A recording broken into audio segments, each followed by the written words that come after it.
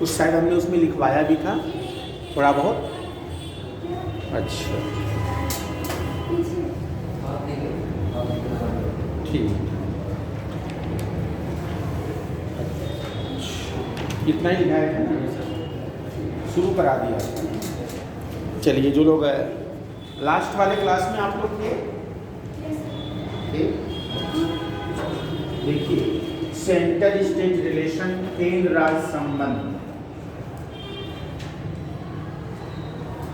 केंद्र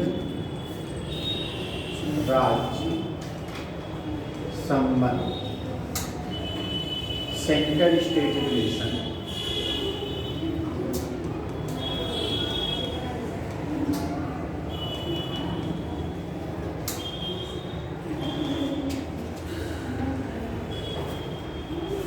केंद्र राज्य संबंधों को हम लोग 3 हेड में डिवाइड करके स्टडी करते हैं।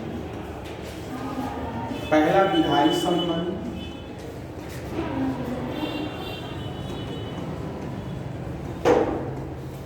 यह आपके संविधान के भाग 11 के अनुच्छेद 245 से 255 तक है। दूसरा प्रशासनिक संबंध, जो संविधान के भाग 11 के अनुच्छेद 256 से 263 के बीच है।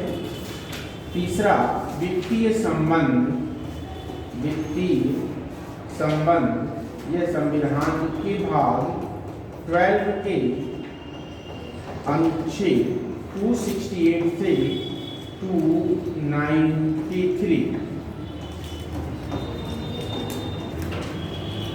ये हम लोगों ने इतने डिस्कस किया था। दूसरा हमने ये बताया था कि हमारा जो संविधान है या हमारे देश की जो शासन पद्धति का स्वरूप है वो संघीय मॉडल है। सामान्यतः आपका कॉन्स्टिट्यूशन संघीय मॉडल पर काम करता है, यानी कि हमारे यहाँ संघीय व्यवस्था है और संघीय व्यवस्था में 2 सरकारें होती हैं। कितनी सरकारें होती हैं? 2 सरकारें होती हैं। शक्तियों का इनके बीच क्या होता है? बंटवारा होता है कि किस लिस्ट पे केंद्र को काम करना है, किस लिस्ट पे राज्य को काम करना है, किस लिस्ट पर दोनों को काम करना है। यानी कि distribution of power between centre and state, केंद्र और राज्य के बीच शक्तियों का क्या होता है? बंटवारा होता है। सुप्रीमेसी ऑफ द कॉन्स्टिट्यूशन होता है, इंडिपेंडेंट जुडिशरी होती है। आपके 2 क्या होते हैं? सदन होते हैं, लोकसभा और राज्यसभा। ये फीचर होता है संघीय शासन व्यवस्था की। तो संघीय शासन व्यवस्था में स्टेट और केंद्र यानी कि राज्य और संघ आपस में ना टकराएं, आपस में ना लड़ें, इसलिए ऐसी व्यवस्था बनाई गई है कि जिससे राज्य और केंद्र अपने अपने अधिकार क्षेत्र में या अपने अपने सीमा के दायरे में रह करके काम करें, जिससे संघ और राज्यों के बीच किसी भी तरह का कोई कंट्रोवर्सी ना हो। इसलिए केंद्र राज्य संबंधों को संविधान मेकर ने अलग अलग इनके लिस्ट को डिसाइड कर दिया कि इस पर आपको काम करना है, इस पर आपको काम करना है और इस पर दोनों को मिलके काम करना है। ये सारी व्यवस्था संविधान में दी गई है। इन्हीं व्यवस्थाओं का अध्ययन हम केंद्र राज्य संबंध के शीर्षक के अंतर्गत करते हैं। अच्छा, दूसरी चीज जो हमारा संघीय मॉडल है, जो हमारा संघीय मॉडल है, इसमें क्या है? केंद्र सरकार राज्यों की अपेक्षा ज़्यादा मजबूत है। The power centralize toward the centre, क्योंकि हमने जो अपना संघीय मॉडल लिया है वो कहाँ से लिया है? कनाडियन मॉडल पर बेस्ड है। और कनाडियन मॉडल में संघ जो है राज्यों की तुलना में ज़्यादा मजबूत है। दूसरी चीज, हमारी संघीय व्यवस्था में हमारे यहाँ सहयोगात्मक संघवाद है। राज्यों के बीच सहयोग और समन्वय वह पर आधारित, कोऑपरेशन एंड कोऑर्डिनेशन, यानी कि हमारी जो संघीय व्यवस्था है यह कोऑपरेशन एंड कोऑर्डिनेशन पर आधारित है। दोनों सरकारों की यह रिस्पॉन्सिबिलिटी है कि देश को आगे बढ़ाने में एक दूसरे का क्या करें, सहयोग करें, क्योंकि केंद्र के द्वारा जितनी भी योजनाएं बनाई जाती हैं वो पूरे देश के लिए हो सकती हैं या देश के किसी पार्ट के लिए हो सकती हैं। यानी दोनों जो गवर्नमेंट का उद्देश्य है, state government as well as central government, इन दोनों सरकारों का एक ही उद्देश्य है, वेलफेयर ऑफ द पीपल, यानी कि लोगों की कल्याण करना। और हमारा जो राज्य है वो कैसा है, एक वेलफेयर स्टेट है, एक कल्याणकारी राज्य है। इसलिए दोनों सरकारों का दायित्व है कि अपने अपने सीमा, अपने अपने मर्यादा के अंदर रहते हुए अपने अपने कार्यों का क्या करें, निष्पादन करें। इसलिए इन तीनों के अध्ययन के लिए विधायी संबंध, प्रशासनिक संबंध और वित्तीय संबंध, इसमें हमने थोड़ा बहुत लिखवाया है। और इसमें आप जो हम लोग पढ़ेंगे वो पहला क्या पढ़ेंगे, केंद्र राज्य विधायी संबंध। ठीक है, डाल लीजिए।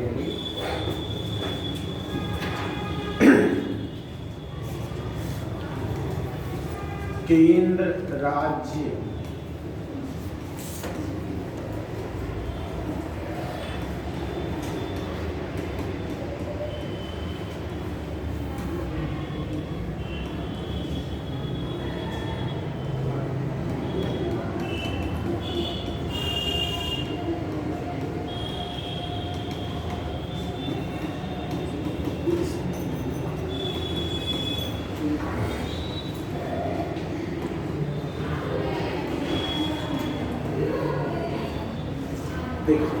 सबसे पहले हम लोग डिस्कस करेंगे आर्टिकल 255, यानी कि केंद्र और राज्यों के बीच दोनों को किसको किस लिस्ट पे काम करना है या किसको किस लिस्ट पर कानून बनाना है। तो आर्टिकल 245 में दो क्लास है। पहला क्लास ये कहता है कि जो आपकी संसद है यह पूरे देश के लिए कानून बना सकती है या देश के किसी भाग के लिए, देश के किसी भाग के लिए कानून बना सकती है। जबकि राज्य विधानमंडल का कानून जो होगा वो पूरे राज्य के लिए हो सकता है या राज्य के किसी भाग के लिए हो सकता है। तो आर्टिकल 245 संसद और राज्य विधानमंडल को कानून बनाने की शक्ति को बताता है कि संसद पूरे देश के लिए whole part of the India as well as any part of the India, यानी कि संसद के द्वारा जो कानून बनाया जाता है यह पूरे देश में लागू होगा या किसी भी पार्ट के लिए लागू हो सकता है। यानी कि जो संसद की कानून बनाने की शक्ति है वो पूरे देश के लिए या देश के किसी भाग के लिए, जबकि राज्य के द्वारा बनाया गया कानून पूरे राज्य पर लागू होगा या राज्य के किसी भाग पर लागू होगा। ये सामान्य नियम है कि राज्य विधानमंडल द्वारा बनाया गया कानून पूरे राज्य पर लागू होगा या राज्य के किसी एक भाग पर लागू होगा। इसका क्लास 2 है, आर्टिकल 245 का क्लास 2 है।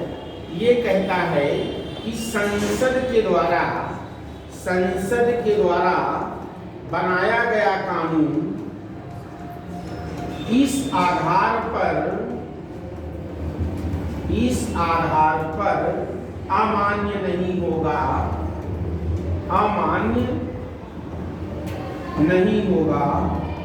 कि संसद का बनाया गया कानून क्षेत्रातीत विधायन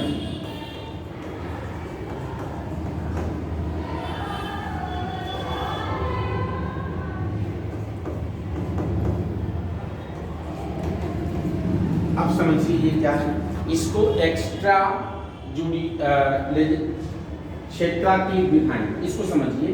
संसद के द्वारा बनाया गया कानून इस आधार पर अमान्य नहीं होगा कि जो संसद ने कानून बनाया है वो एक्स्ट्रा टेरिटोरियल लेजिस्लेशन है, यानी कि हिंदी में कहते हैं क्षेत्रातीत विधायन है। क्षेत्रातीत का मतलब ये होता है कि जैसे with the people of India, हम लोग भारत में रहते हैं, with the people of India, हम भारत में लोग रहते हैं।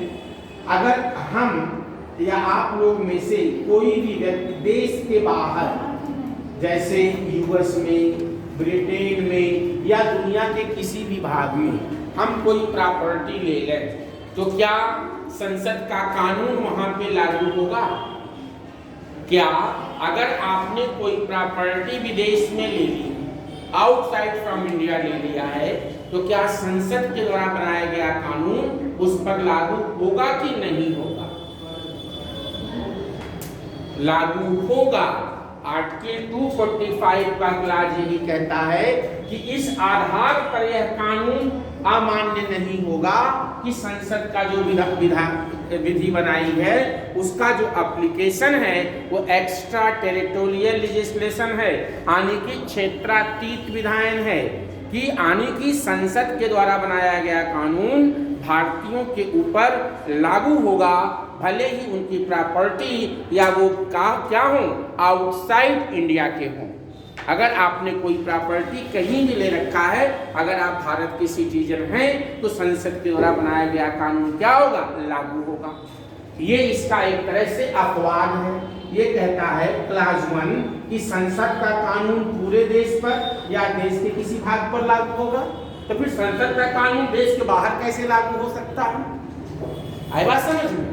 यानी कि इसका एक तरह से क्या है, ये अपोजिट है, लेकिन ऐसा नहीं है। संसद के द्वारा बनाया गया कानून क्या होगा? अब भारतीय सीमा के बाहर भी लागू होगा। तो समझ में आ रहा है? इसको लिखवा दें।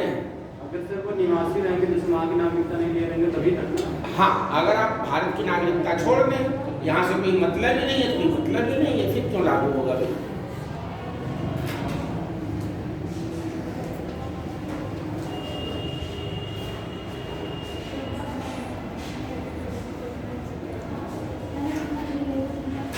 आओ भाई, जल्दी जल्दी आओ, तुम लोग धीमे धीमे यार।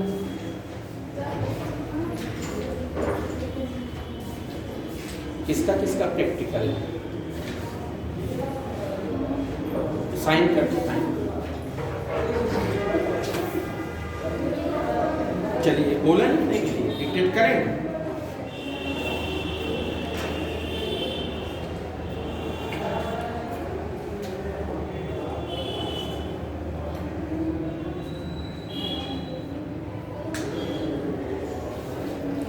एग्जाम कब तक खत्म हो जाएंगे आप लोगों? इलाहाबाद एग्जाम कब तक चलेगा? कोई आइडिया?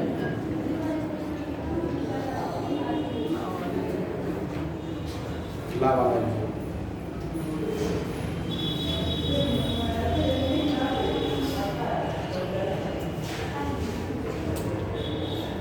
लिखिए।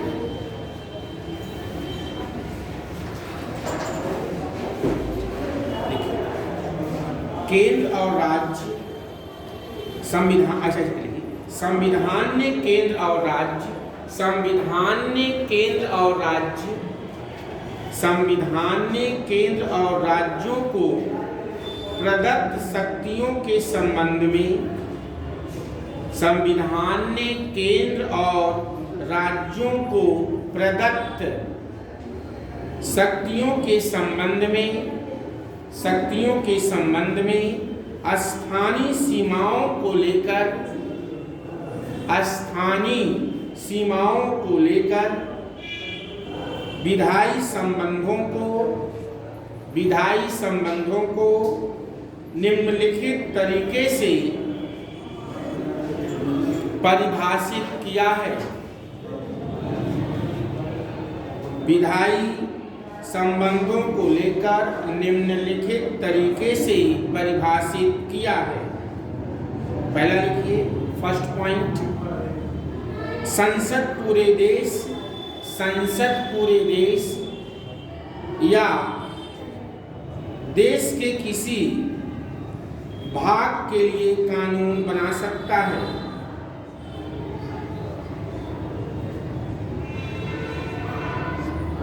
या देश के किसी भाग के लिए कानून बना सकता है, जबकि राज्य विधानमंडल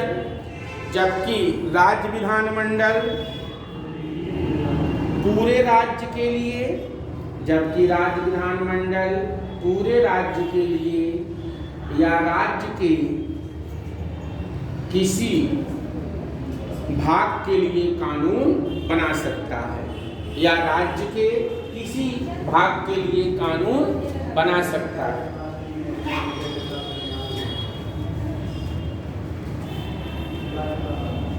ठीक है। राज्य के द्वारा बनाया गया कानून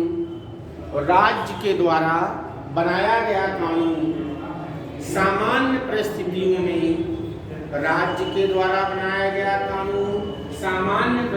में, राज्य सीमा के बाहर लागू नहीं होता।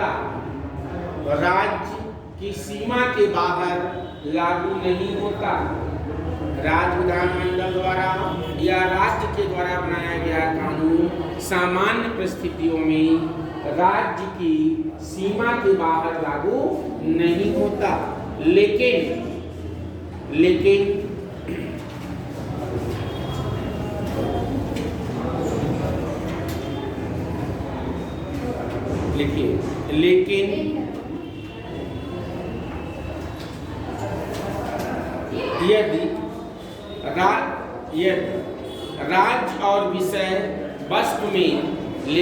यदि राज्य और विषय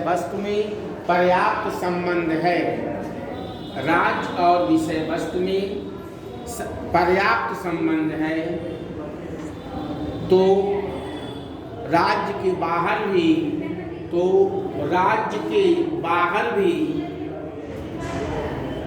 कानून लागू हो सकता है। इसे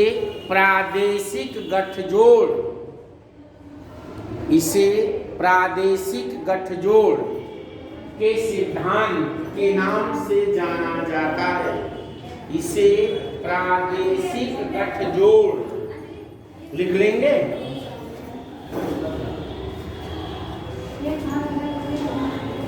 प्रादेशिक गठजोड़ का सिद्धांत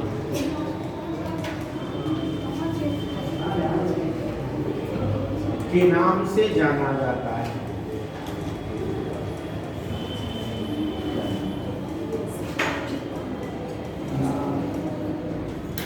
अब इसका एक सुप्रीम कोर्ट का केस है, समझिए। एक आपकी कंपनी है Steel Authority of India Limited, SAIL का नाम सुना होगा। इसमें सुप्रीम कोर्ट का केस है।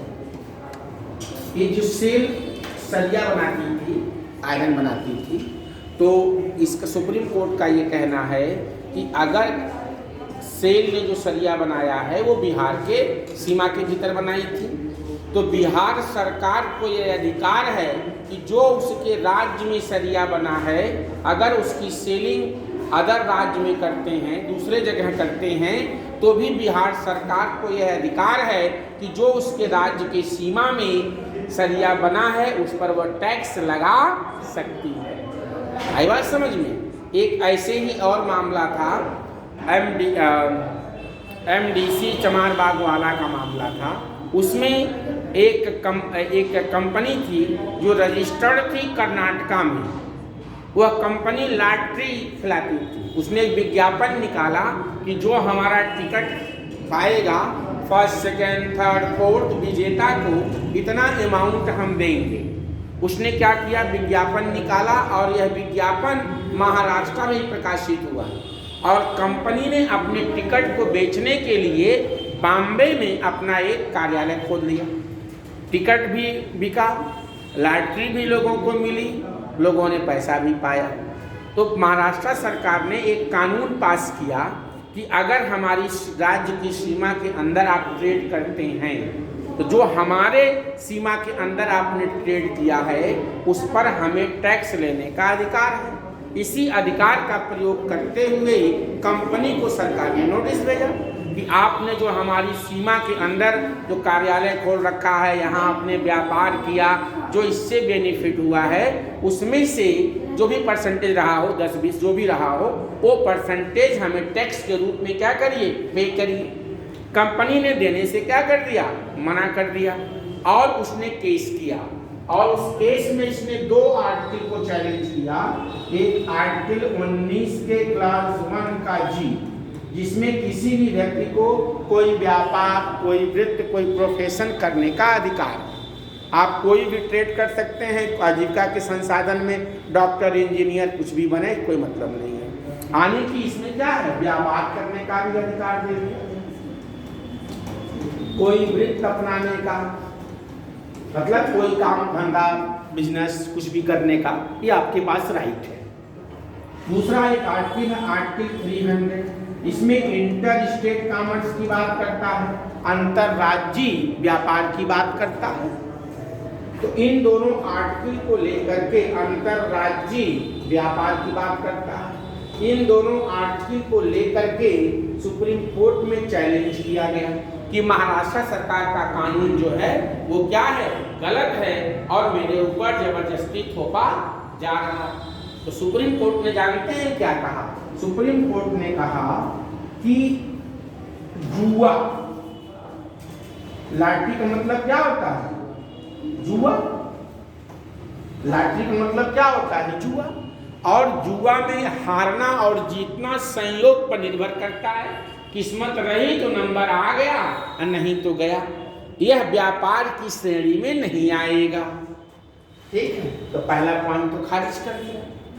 ठीक, अब बात आती है इंटर स्टेट की। जब व्यापार है ही नहीं तो इंटर स्टेट का कोई मामला ही नहीं बनता है। और सुप्रीम कोर्ट ने क्या कर दिया, खारिज कर दिया और कहा कि जो महाराष्ट्र सरकार ने कानून बनाया है इसके अंतर्गत जितना आपने पैसा इनकी सीमा में कमाया है उस पैसे पे क्या करिए, महाराष्ट्र सरकार को टैक्स दीजिए। इसे कहते हैं प्रादेशिक गठजोड़ का सिद्धांत। ये सिद्धांत इसलिए महत्वपूर्ण है कि एक राज्य का कानून उसकी सीमा में ही लागू होता है, दूसरे राज्य पर लागू नहीं होता है। लेकिन राज्य और विषय वस्तु में पर्याप्त संबंध है तो एक राज्य का कानून उसके सीमा के बाहर भी लागू हो सकता है। इसे क्या कहते हैं, प्रादेशिक गठजोड़ का सिद्धांत कहते हैं। आगे बात समझ में तो कोई दिक्कत नहीं।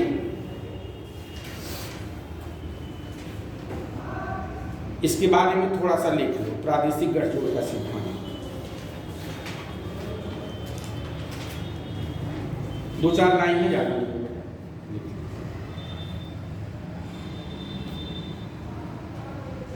क्षेत्रीय संबंध का सिद्धांत भी इसे कहते हैं। गठजोड़ कहिए या इसको क्षेत्रीय संबंध का सिद्धांत, दोनों का मतलब देखिए, क्षेत्रीय का मतलब प्रादेशिक, गठजोड़ का मतलब संबंध, दोनों का मतलब एक ही है। इंग्लिश में एक ही है, डॉक्ट्रिन ऑफ टेरिटोरियल नेक्सस। अंग्रेजी में लिख लेना,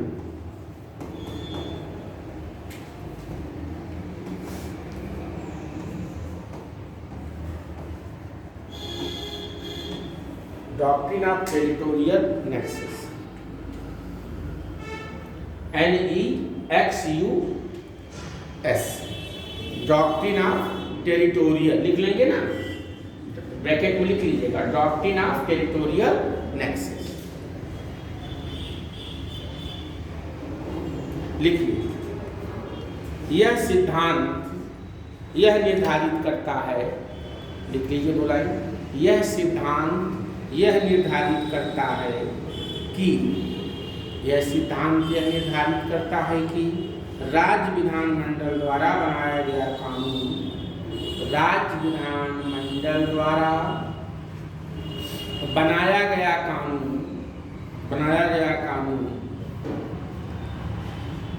राज्य की भौगोलिक सीमा के बाहर बनाया गया कानून राज्य की भौगोलिक सीमा के बाहर, राज्य की भौगोलिक सीमा के बाहर तभी लागू हो सकता है, तभी लागू हो सकता है जब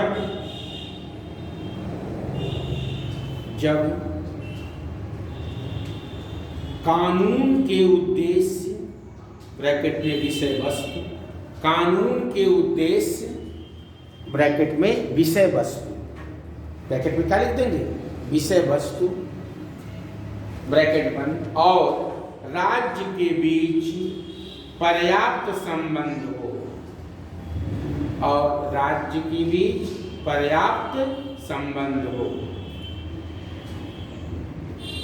आई बात समझ में?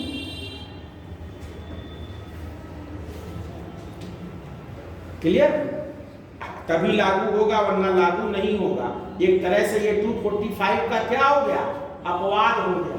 अनुच्छेद 245 क्या कहता है कि राज्य के द्वारा बनाया गया कानून राज्य में लागू होगा या राज्य के किसी भाग पर लागू होगा, जबकि यह कहता है कि राज्य का कानून राज्य के बाहर भी लागू हो सकता है, लेकिन विषय वस्तु या उद्देश्य और राज्य के बीच पर्याप्त संबंध होना चाहिए। अर्थात यह अनुच्छेद 245 का अपवाद है। इसका मतलब तो यही हुआ, लिख लो चाहे एक लाइन, अर्थात यह अनुच्छेद 245 का क्या है, अपवाद है। अर्थात यह आर्टिकल 245 का अपवाद है। एक इसका एग्जाम्पल भी लिख लीजिए, लीडिंग केस लिखिए example. Tata iron and steel company बनाम बिहार राज्य। Tata iron and steel company, Tata iron and steel company बनाम बिहार राज्य, ये 1958 का मामला है, 1958 का मामला है। आई बात समझ में? ठीक है। Tata iron and steel company बनाम बिहार राज्य लिख लीजिए। सुप्रीम कोर्ट ने कहा, सुप्रीम कोर्ट ने कहा कि यदि वस्तुओं का उत्पादन, सुप्रीम कोर्ट ने कहा कि यदि वस्तुओं का उत्पादन बिहार में हुआ है, बिहार में हुआ है, तो बिहार राज्य, तो बिहार राज्य सरकार, तो बिहार की राज्य सरकार, यदि वस्तुओं का उत्पादन बिहार में हुआ है तो बिहार की राज्य सरकार, कामा राज्य के बाहर हुई, राज्य के बाहर हुई बिक्री पर भी, राज्य के बाहर हुई बिक्री पर भी टैक्स लगा सकता है, बिक्री पर भी टैक्स लगा सकता है, राज्य के बाहर हुई बिक्री पर भी टैक्स लगा सकता है, क्योंकि उत्पादन का पर्याप्त संबंध है, क्योंकि उत्पादन का पर्याप्त संबंध है, क्योंकि उत्पादन का पर्याप्त संबंध है। इसका मतलब वह सामान कहाँ बना है, बिहार में बना है, तो बिहार और उससे उत्पादन के बीच पर्याप्त संबंध है। इस आधार पर अगर वह माल राज्य के बाहर भी बिकेगा तो भी बिहार सरकार को टैक्स लगाने का क्या है, अधिकार है। क्या जान रही, बैग लेना है? ले लो, डर क्यों रही हो? अच्छा, कहाँ रखा है? दूसरे का नाम उठा ले जाना। चलिए अब हम लोग बात करेंगे आर्टिकल 246 का। केंद्र राज्य संबंधों में आर्टिकल 246 की बात करें।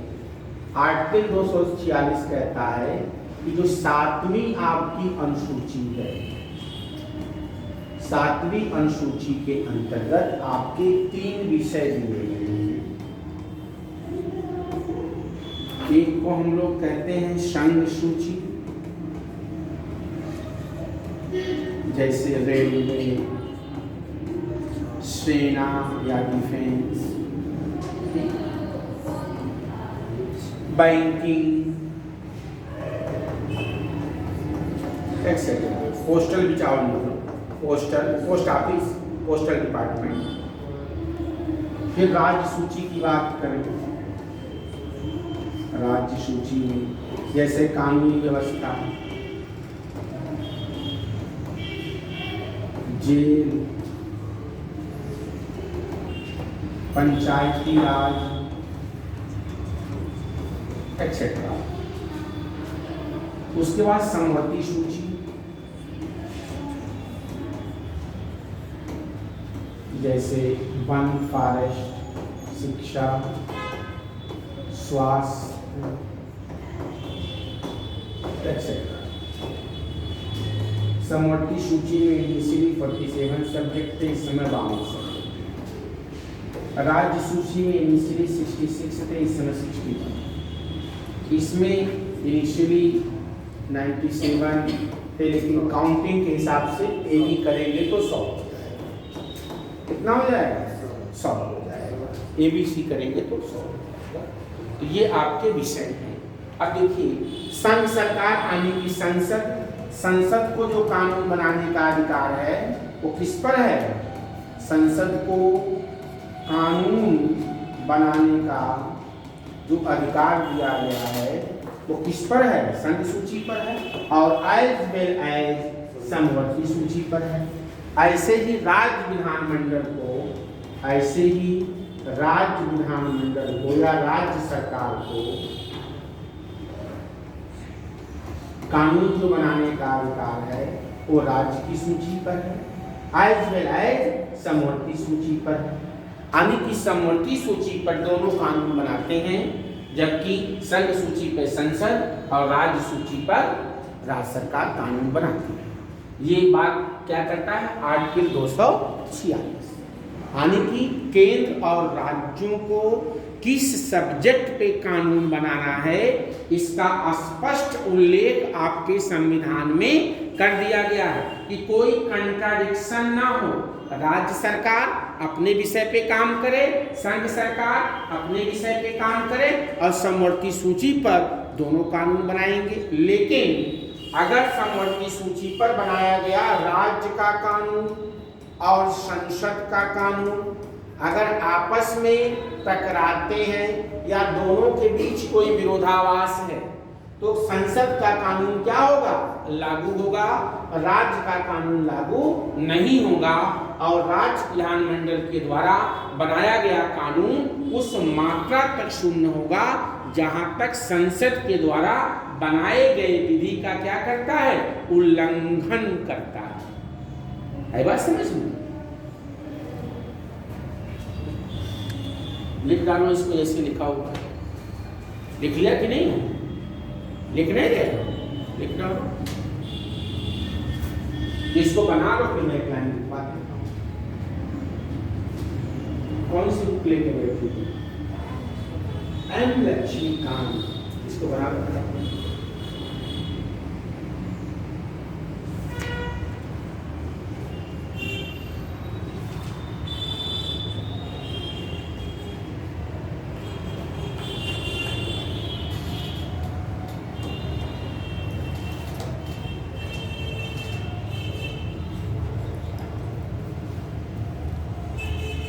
इसमें संघ सूची में इसमें 98 विषय रखा है। ये भी जब करेंगे तब 100 होगा। ठीक है,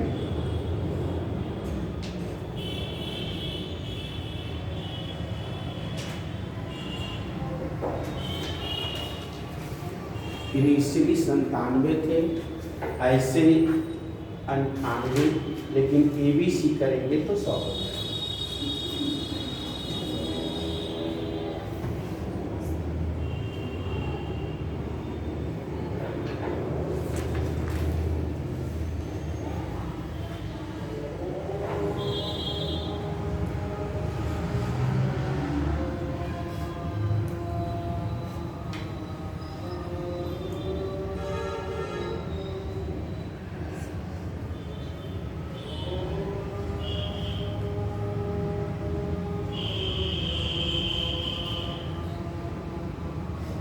हो गया भाई,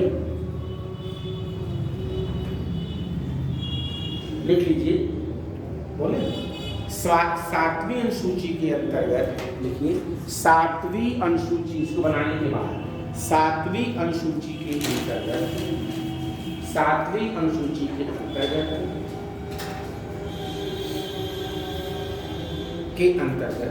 संसद और राज्य विधानमंडल के, संसद और राज्य विधानमंडल के कानून बनाने की शक्ति को निर्धारित किया गया है। राज्य विधानमंडल और संसद को कानून बनाने की शक्ति को निर्धारित किया गया है, निर्धारित किया गया है। संसद संघ सूची और समवर्ती सूची पर कानून बना सकता है। संसद संघ सूची और समवर्ती सूची पर कानून बना सकता है, जबकि राज्य विधानमंडल राज्य सूची, जबकि राज्य विधानमंडल राज्य सूची और समवर्ती सूची पर कानून बना सकता है, जबकि राज्य विधानमंडल राज्य सूची और समवर्ती सूची पर कानून बना सकता है। दूसरा पॉइंट लिख लीजिए,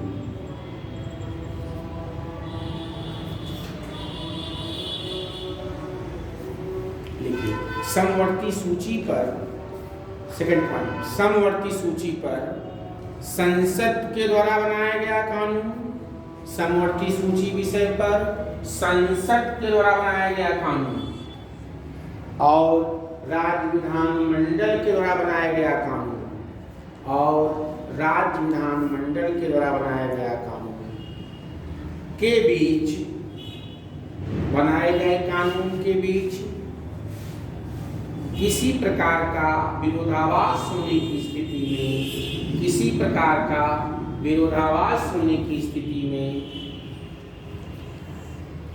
संसद का कानून लागू होगा, संसद का कानून लागू होगा और राज्य विधानमंडल का कानून, संसद का कानून लागू होगा और राज्य विधानमंडल का कानून उस मात्रा तक शून्य होगा जहां तक, और राज्य विधानमंडल का कानून उस मात्रा तक शून्य होगा जहां तक वह केंद्रीय, जहां तक वह संसद के द्वारा बनाए गए कानून का उल्लंघन करेगा, जहां तक संसद के द्वारा बनाए गए कानून का उल्लंघन करेगा।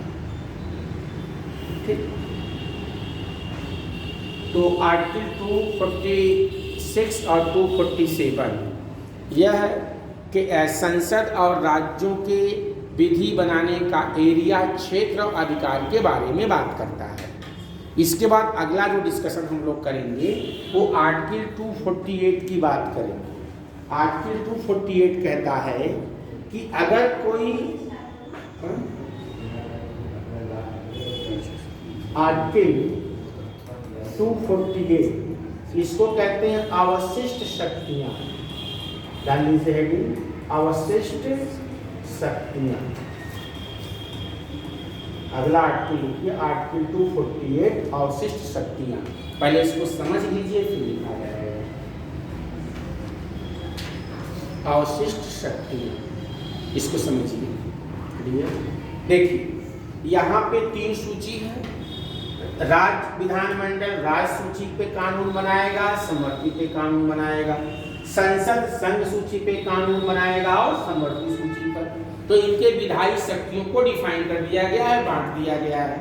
लेकिन ऐसा कोई विषय नया जुड़ जाए जो इन तीनों में ना हो, जैसे आज के समय में AI, आर्टिफिशियल इंटेलिजेंसी, ये नया विषय है। अगर इसको लेकर के कोई कानून बनाना है तो कौन बनाएगा? राज्य बनाएगा कि केंद्र बनाएगा कि कौन बनाएगा? केंद्र बनाएगा। यानी कि ऐसा विषय वस्तु जो इन तीनों में ना हो, अर्थात कोई नया विषय वस्तु हो जिस पर कानून बनाना हो, उस पर कौन बनाएगा? संसद कानून बनाएगी। इस संसद की इसी शक्ति को क्या कहते हैं? अवशिष्ट शक्तियों के नाम से जानते हैं, रेजिडुअरी पावर के नाम से जानते हैं। लिख लीजिए, ऐसा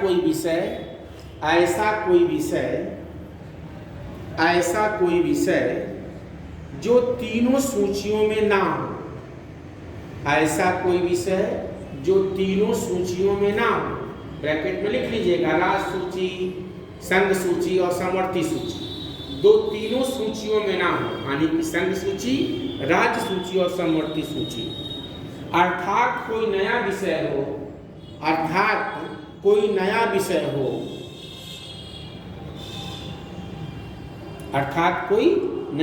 हो, जिस पर कानून बनाने की शक्ति संसद में निहित है, जिस पर कानून बनाने की शक्ति संसद में निहित है, अर्थात इस पर कानून संसद बनाएगी। अर्थात इस पर कानून कौन बनाएगा? संसद बनाएगी। इसी को क्या कहते हैं? अवशिष्ट शक्तियां, रेजिडुअरी पावर कहते हैं। कि ऐसा कोई विषय वस्तु जिस दोनों राज्य लिस्ट में हो, ना संघ सूची में हो, ना समवर्ती सूची में हो, अर्थात अगर कोई नया विषय वस्तु आता है उस पर कानून कौन बनाएगा? संसद बनाएगी। जैसे AI पर अगर कोई कानून बनाना है, state government have no power to make the law on AI, यानी कि आर्टिफिशियल इंटेलिजेंसी, मतलब parliament have right to make the law on AI, artificial intelligence पर सिर्फ और सिर्फ किसको अधिकार है? संसद को अधिकार है। क्लियर?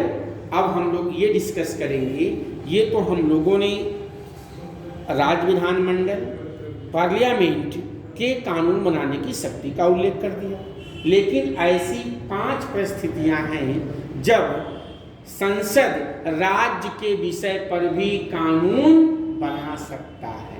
इसके अलावा 5 ऐसे सर्कमस्टांसेज हैं जब पार्लियामेंट, संसद अपना तो छोड़ो, अपना तो बनाएगा एज वेल एज इस राज्य की सूची पर जो 61 लिस्ट है, इस पर भी कानून बनाने की शक्ति रखता है। लिख लीजिए, हेडिंग डालिए, संसद। लिखिए, संसद निम्न 5 परिस्थितियों में, संसद निम्न 5 परिस्थितियों में राज्य के विषय पर कानून बना सकता है। संसद निम्न 5 परिस्थितियों में राज्य के विषय पर भी कानून बना सकता है जो निम्नलिखित हैं। 5 परिस्थितियों में कानून बना सकता है जो निम्नलिखित हैं। आई बात समझ में? ऐसे 5 सर्कमस्टांसेज हैं जब संसद राज्य के विषय पर भी क्या बना देगा? कानून बना देगा। पहला इसमें लिखिए, आर्टिकल 249, 249। क्या लिखेंगे बेटा? आर्टिकल 249 ये कहता है नेशनल इंटरेस्ट में, राष्ट्रीय हित में संसद राज्य के विषय पर भी कानून बना सकती है। यह राज्यसभा एक प्रस्ताव 2/3 बहुमत से पास कर। ये कंडीशन है। आर्टिकल 249 कहता है कि राष्ट्रीय हित में संसद राज्य के विषय पर भी कानून बना सकता है, के विषय में भी कानून बना सकता है यदि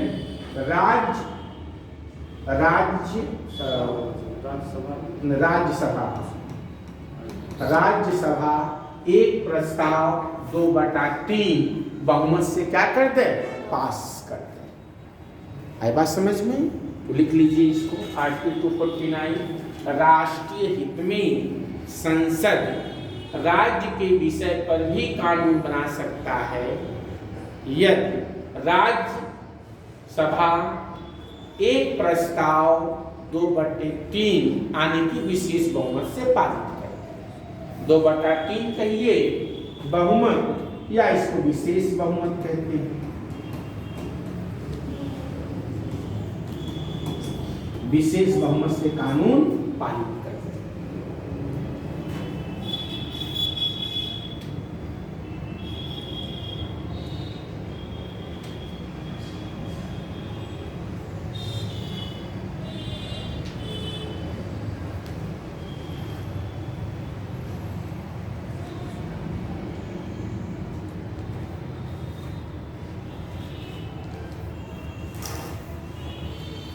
अब दूसरा लिखिए हेडिंग। ये बात समझ में आ गई कि यदि राज्यसभा नेशनल इंटरेस्ट में ये घोषणा कर दे और 2/3 मेजॉरिटी से प्रस्ताव पारित कर दे तो संसद राज्य के विषय पर कानून बना सकती। किसके लिए?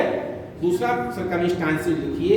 आर्टिकल 250 राष्ट्रीय आपातकाल के दौरान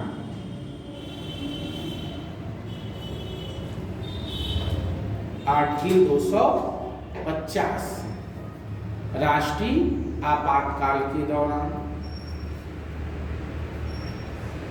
लिख लीजिए। यदि राष्ट्रीय आपातकाल प्रभावी है तो संसद राज्य के विषय पर कानून बना सकती है। लिख लीजिए। यदि राष्ट्रीय आपातकाल लागू है तो संसद राज्य के विषय पर कानून बना सकती है।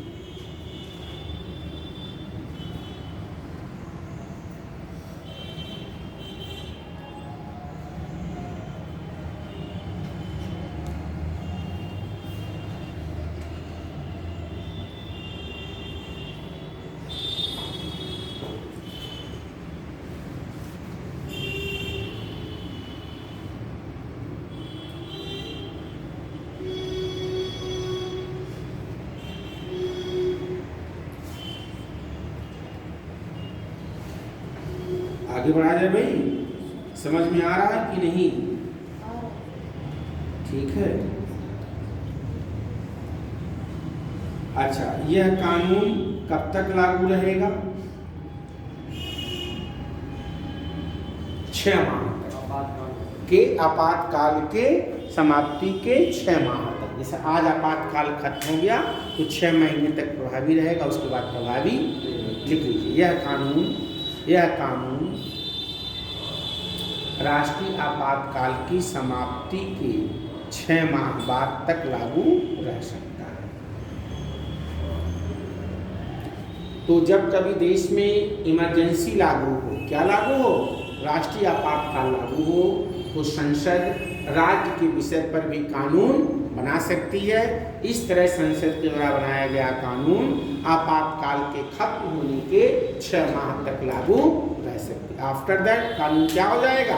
खत्म हो जाएगा। क्योंकि जो राष्ट्रीय आपातकाल है बेटा, आर्टिकल 250 में राष्ट्रीय आपातकाल एक ऐसा आर्टिकल आपके संविधान में 352 से लेकर के 360 तक आपातकालीन की व्यवस्था की गई है।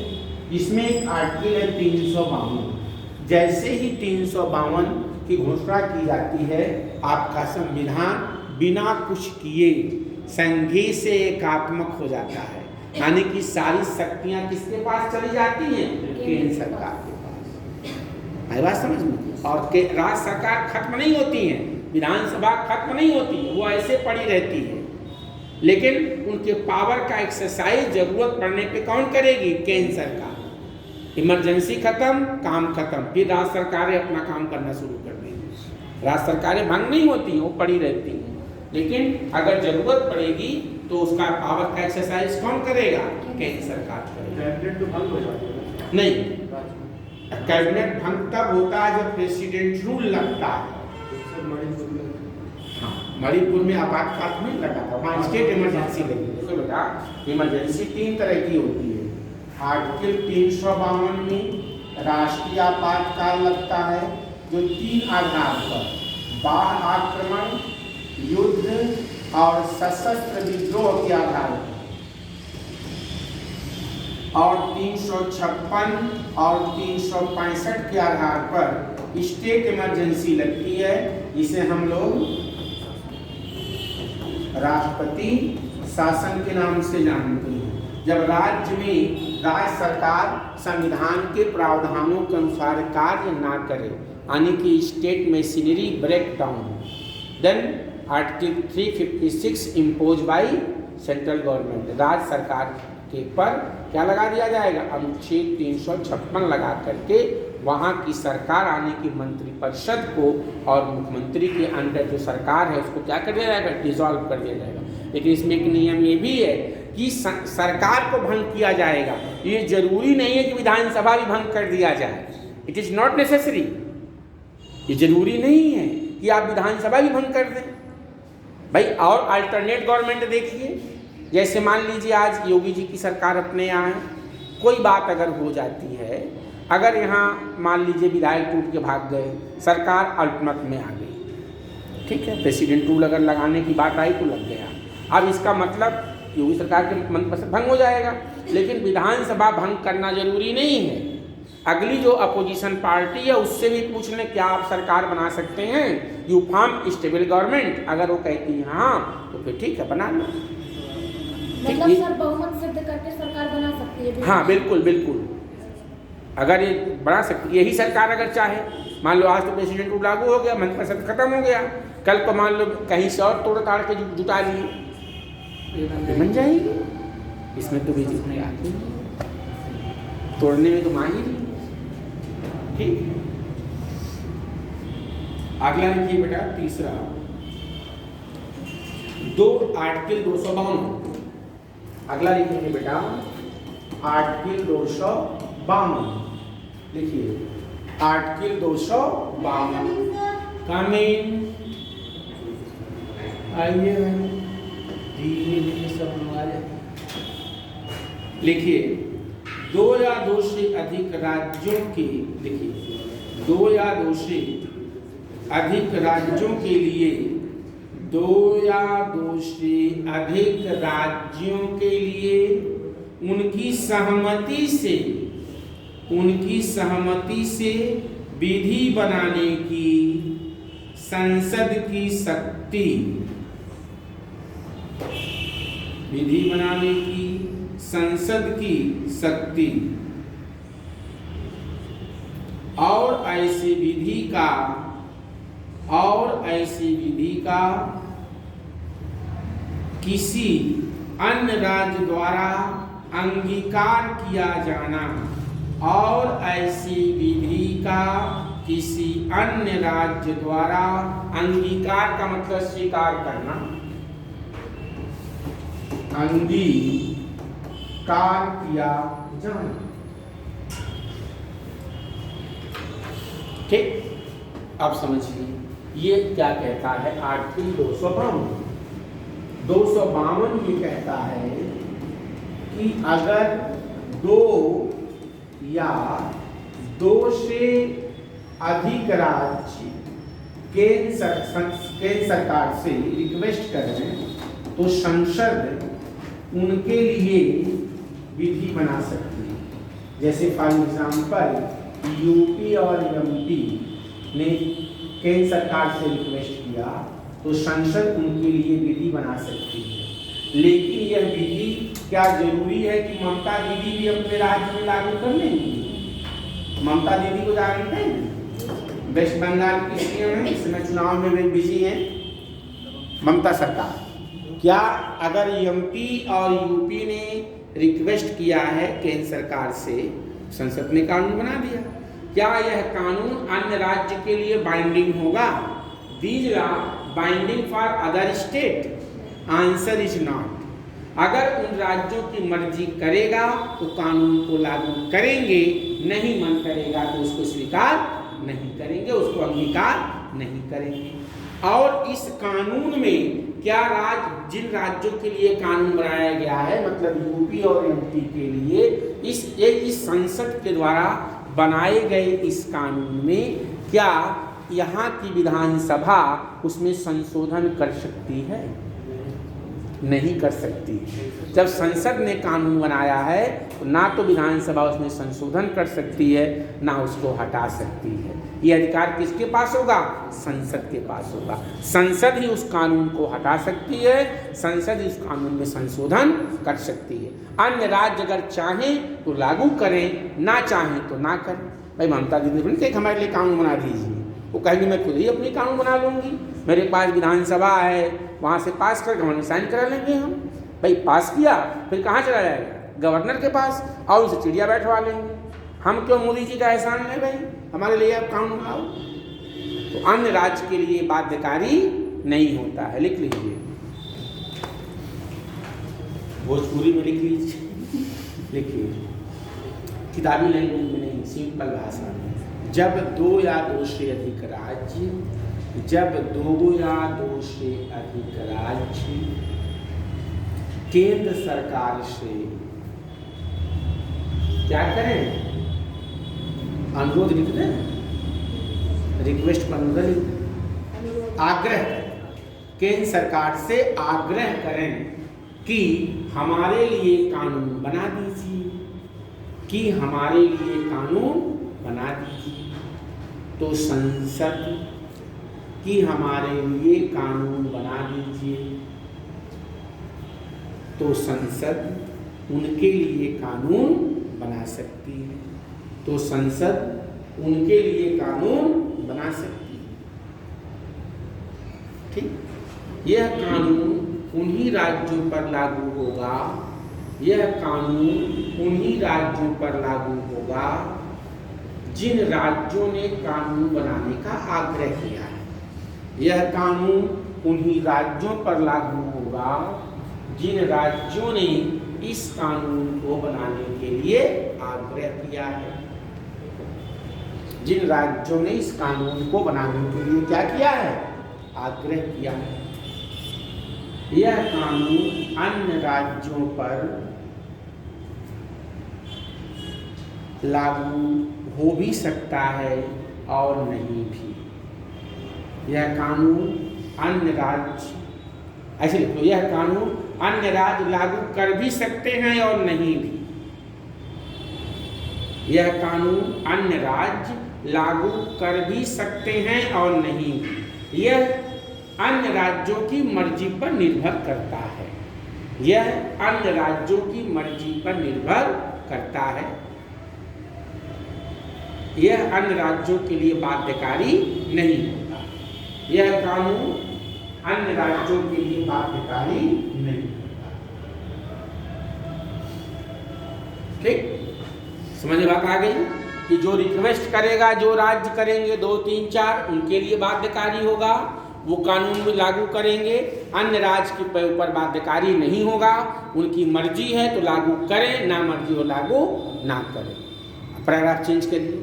संसद के द्वारा बनाई गई इस विधि में, संसद द्वारा बनाई गई इस विधि में, संसद द्वारा बनाई गई इस विधि में संशोधन संसद ही कर सकती है, राज्य विधानमंडल नहीं। संसद ही संशोधन कर सकती है, राज्य विधानमंडल नहीं कर सकती है। ठीक है, इसको हटाना हो या संशोधन करना हो तो कौन करेगा? संसद करेगी, ना कि राज्य विधानमंडल। तो इस कानून में संशोधन करना हो या इस कानून को हटाना हो, रिमूव करना हो, ये कौन करेगा? संसद करेगी। राज्य विधानमंडल को इसमें कोई अधिकार नहीं, क्योंकि आपने अधिकार किसको दे दिया है? केंद्र सरकार को। इसका 1-2 एग्जाम्पल देख करके कुछ कानून बनाए गए हैं 2 राज्यों के निर्देश पर, उदाहरण लिखो।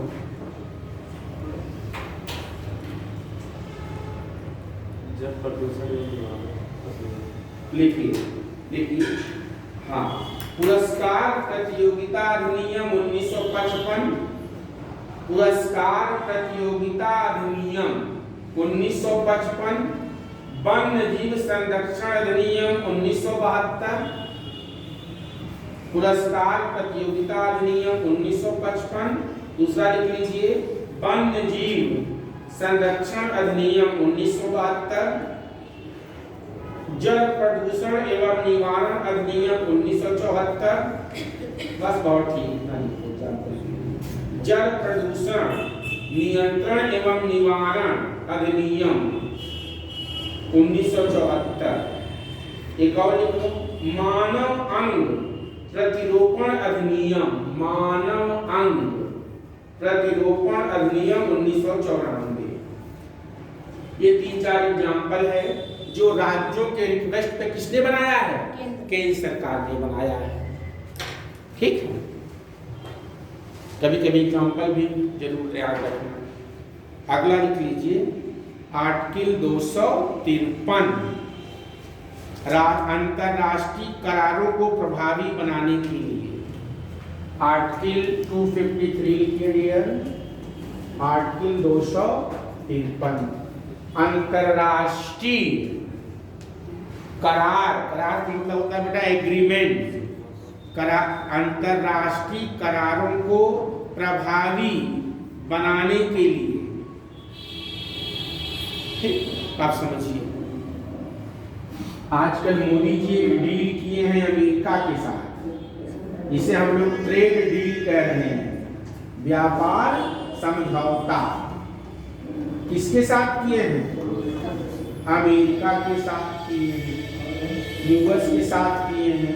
उसमें शायद 18% टैरिफ की बात है, और कांग्रेस वाले कह रहे हैं साहब हम लोग तो 3% टैरिफ पर व्यापार करते थे और आपने 18% टैरिफ पे व्यापार कर रहे हैं। तो यह समझौता भारत के लिए क्या है? अहितकारी है। बल्कि इससे अच्छा समझौता तो हम ही लोग कर लेते थे। हम लोग 3% पे करते थे और आप 18% पे कर रहे हैं। अगर वहाँ का माल हम लोग लेंगे तो 100 का माल 103 पड़ेगा, वो 118 पड़ेगा। हमको ज़्यादा टैक्स या टैरिफ देना पड़ेगा। आई बात समझ में? ठीक, कहने का मतलब ये है कि ये कहना है किसका? अपोजिशन का, विपक्ष का कहना है। तो खैर एनीवे, अगर सरकार, केंद्र सरकार कोई एग्रीमेंट करती है किसी भी देश के साथ, व्यापार समझौता या कोई भी समझौता करती है, अंतर्राष्ट्रीय संधि करती है, उसको लागू करने के लिए वह कानून बना सकती है। और वह राज्य के विषय पर भी क्या कर सकती है? कानून बना सकती है। Parliament have right to make the law for enforcement of any international treaty और एग्रीमेंट ऑन स्टेब्लिश्ड। देख लीजिए, बात समझ में आया? अगर जो समझौता हुआ है, अगर मोदी जी को जरूरत होगी तो कानून भी बना देंगे राज्य के लिस्ट पर, और राज्य चिल्लाते रह जाएंगे, कुछ कर नहीं पाएंगे। ठीक है, लिख लीजिए, संघ सरकार किसी विदेशी राष्ट्र या संस्था से, संघ सरकार किसी विदेशी राष्ट्र या संस्था से कोई करार या संधि करती है। कोई करार का मतलब बेटा एग्रीमेंट, करार मीन्स एग्रीमेंट। कोई करार, संधि, संधि मतलब ट्रीटी, कोई करार या संधि करती है तो इसको लागू करने के लिए संसद राज्य के विषय पर भी कानून बना सकती है। तो संसद राज्य के विषय पर भी कानून बना सकती है।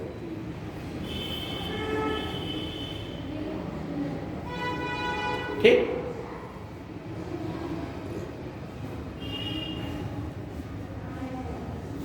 चार हो गए ना, एक और बचा है राष्ट्रपति शासन के दौरान। अगली हेडिंग, राष्ट्रपति शासन के दौरान।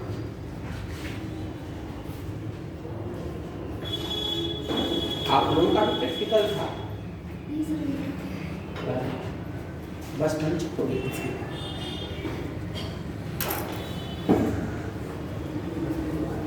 लिखिए, तो जब किसी भी राज्य में आर्टिकल 356 लगाया जाता है तो राज्य के विषय पर कानून कौन बनाता है? वही लिख लीजिए अपने भाषा में। जब किसी राज्य में राष्ट्रपति शासन लागू किया जाता है जब किसी राज्य में राष्ट्रपति शासन लागू किया जाता है तो राज्य के विषय पर कौन बनाता है कानून? संसद कानून बनाती है। तो राज्य के विषय पर कानून संसद बनाती है। एक बार यूपी पीसीएस में ये पूछ लिया था डीआर, अभी जल्दी भी पूछा था, इस बार 2023 मेंस में पूछा था। यूपीपीएससी के मेंस में 2023 में पूछा था और 2018 में पूछा था।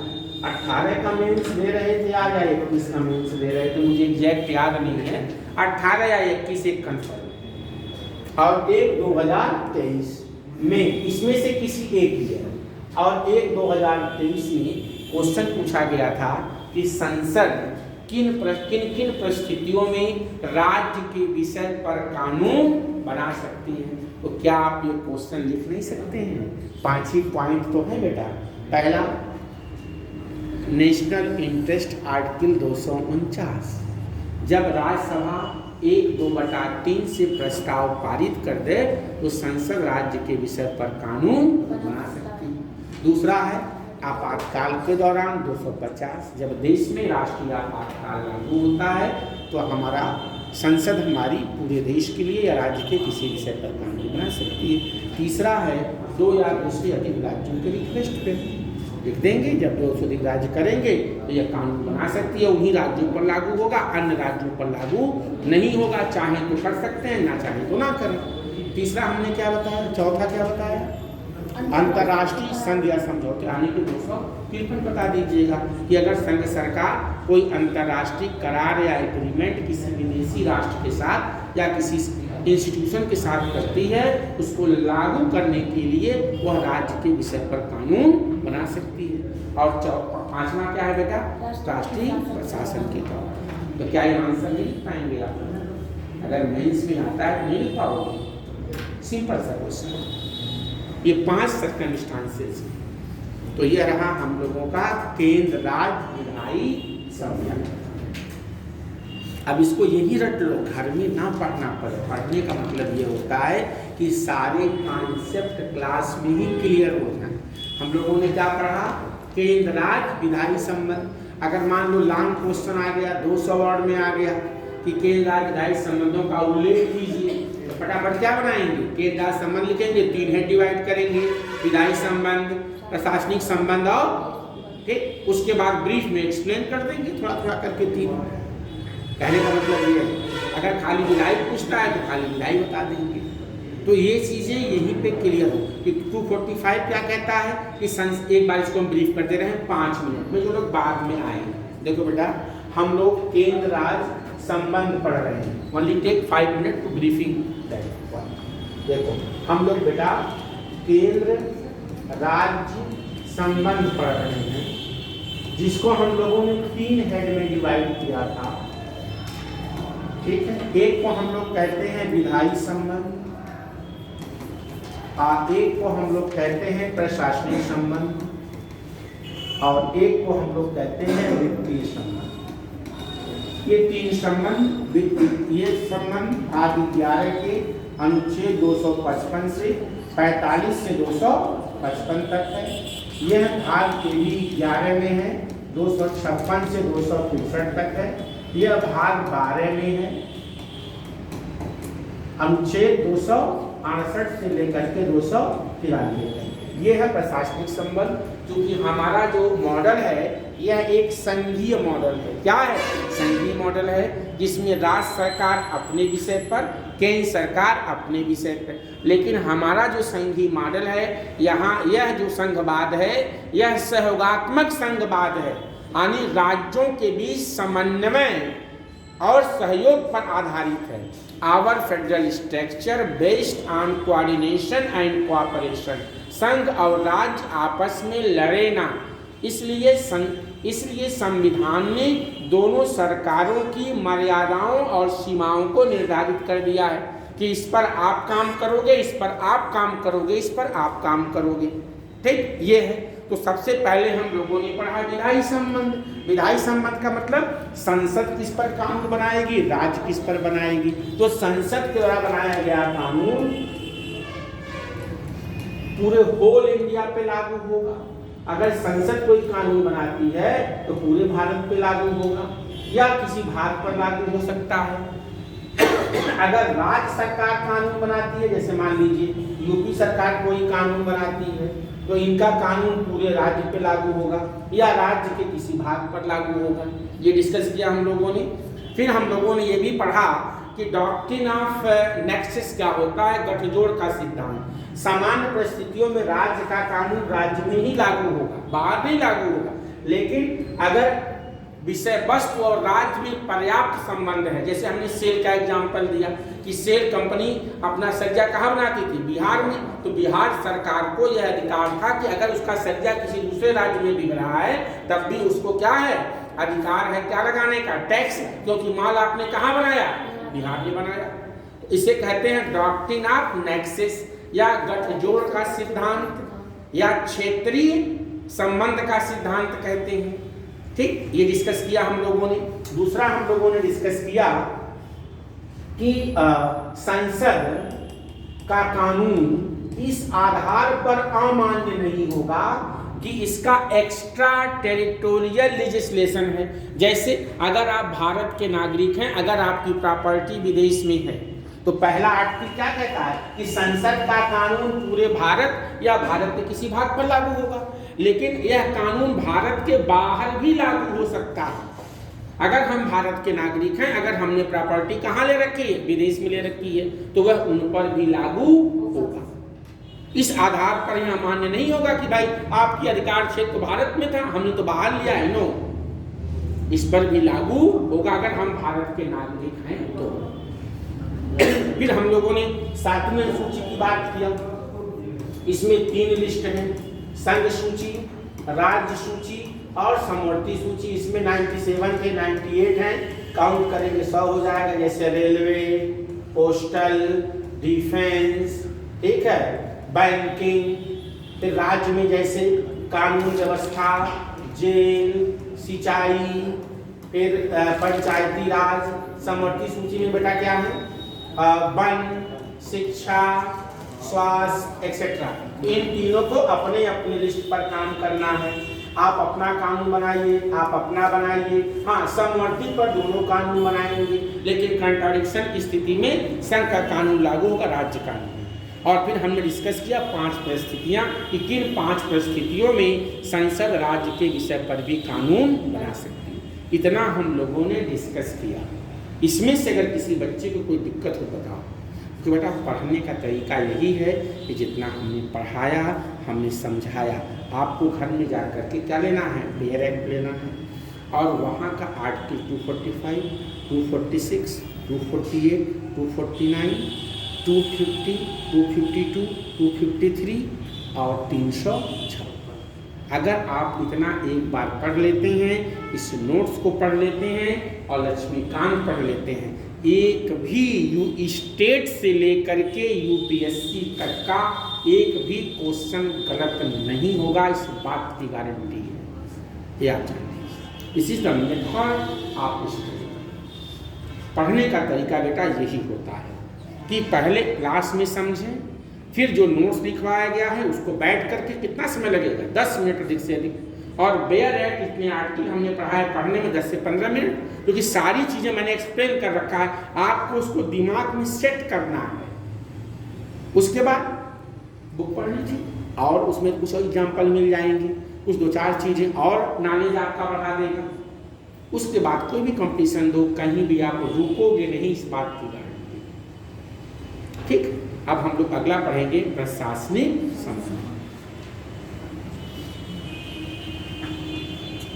डाल दीजिए।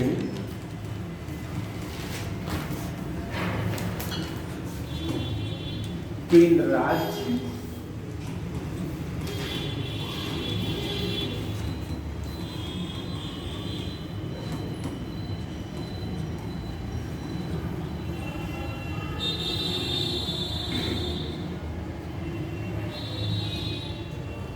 तो पहले कुछ थोड़ी चीजें हम लिख पाएंगे, उसके बाद डिस्कस करेंगे।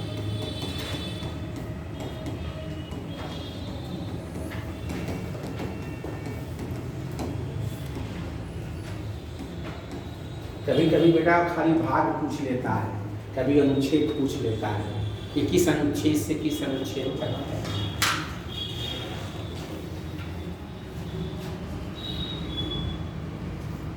पता है क्लास आपकी लंबी है, पढ़ लो। मान लो यार हम लखनऊ में रहते हैं, आने जाने में दिक्कत होती है। जैसे मान लो हम वहाँ से आते हैं तो 4 बजे रात में जगते हैं, तब जाके 6 बजे की बेटा हमें ट्रेन मिलती है। तब यहाँ 11, साढ़े 11 बजे तक आपके सेंटर 1 घंटा पहले आते हैं। अब यहाँ से 4:30 में छूटेंगे, 5:30 बजे ट्रेन मिलेगी और रात में हम 10 बजे पहुँचेंगे। तो अगर थोड़ा हम कष्ट करते हैं तो थोड़ा सा आपको भी करेंगे, इतना तो कर ही सकते हो यार। आधा 1 घंटा 1.5 घंटा तो बैठ सकते हो, ऐसा कुछ नहीं है। तो अगर तो इतना मेहनत हम करें थोड़ा आप भी कर लो, आपके भले की चीज़। पढ़ लोगे तो ज़िंदगी सफल हो जाएगी।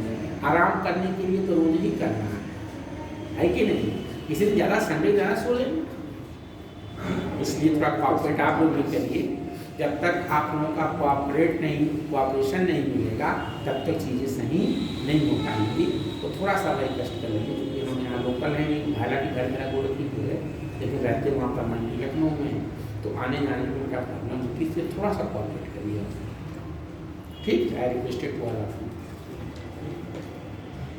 थोड़ी लंबी क्लास होगी, थोड़ा पढ़ लीजिए। अभी ब्रेक भी करेंगे 10-15 मिनट, लेकिन 2 घंटा हो जाए उसके बाद क्या होगा, उसकी दिक्कत नहीं। लेकिन इस बात की गारंटी रटवा देंगे क्लास में, ये जान लेना, घर में भी मेहनत नहीं करनी।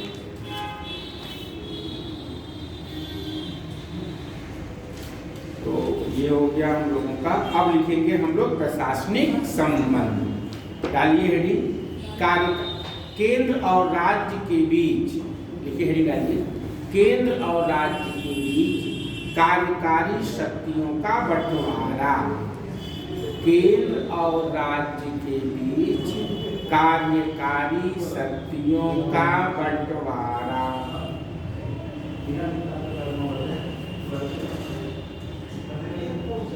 जरा 2-4 लाइन लिखें तब फिर मैं समझाऊंगा। बोला नहीं है? लिखिए, केंद्र और राज्य के बीच, केंद्र और राज्य के बीच, केंद्र और राज्य के बीच कुछ मामलों को छोड़कर,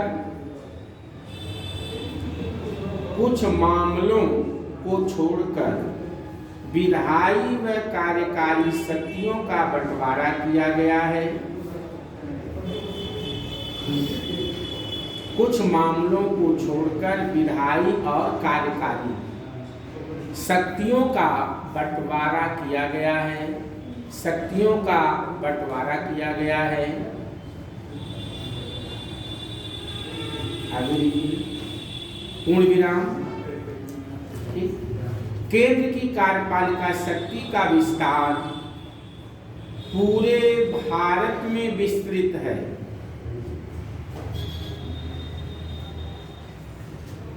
पूरे भारत में विस्तृत है।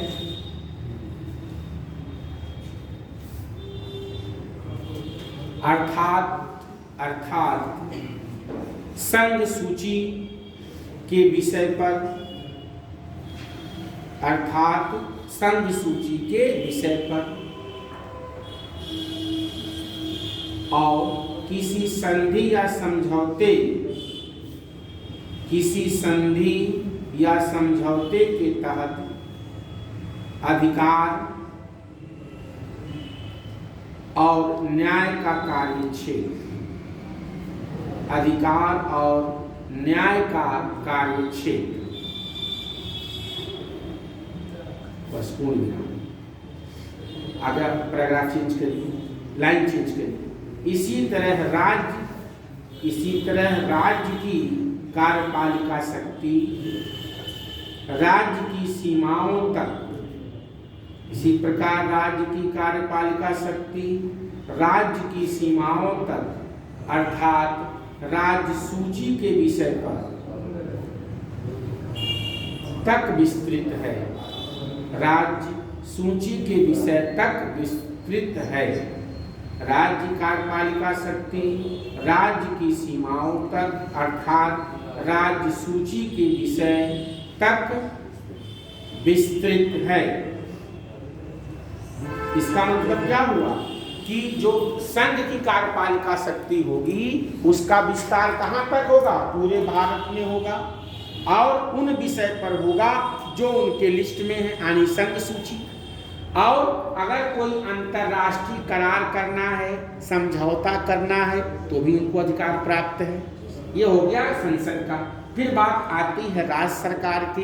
तो राज्य सरकार का जो अधिकार प्राप्त है वह राज्य की सीमा तक विस्तृत है, यानी कि राज्य के विषय पर उनको है। यानी केंद्र सरकार अपने विषय पे काम करेगी और राज्य सरकार अपने विषय पर काम करेगी। वहाँ कानून बना रही थी और यहाँ उन्हीं कानूनों को लागू करना है। दोनों में अंतर क्या है? विधायी संबंध में उनको कानून लाने की शक्ति थी और इसमें उन कानूनों को लागू करने का काम। भाई कार्यपालिका और विधायिका में क्या अंतर होता है? कार्यपालिका देश के लिए कानून बनाती है, राज्य के लिए कानून बनाएगी और कार्यपालिका उन्हीं कानूनों को क्या करेगी? लागू करेगी। यानी कि जो संघ की कार्यपालिका शक्ति का विस्तार होगा वो पूरे भारत में होगा और उन विषय पर जो उनको प्राप्त है। इसी तरह राज्य सरकार को, तो राज्य सरकार का विस्तार राज्य की सीमा तक और जो राज्य सरकार को जिन विषयों पे कानून लाने का अधिकार है, जो कानून बना है उन्हीं को लागू करेगी। क्लियर हुआ नहीं ये पॉइंट? कोई दिक्कत तो नहीं इसमें? अगला आइटम डालिए केंद्र और अगला डालिए राज्य और केंद्र के दायित्व।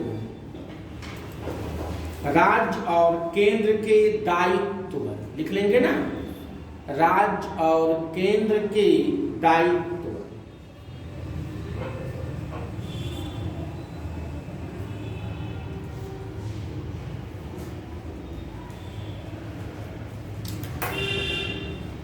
लिखिए, संविधान ने राज्यों की कार्यपालिका शक्ति के संबंध में संविधान ने राज्यों की कार्यपालिका शक्ति के संबंध में उन पर 2 प्रतिबंध आरोपित किए हैं।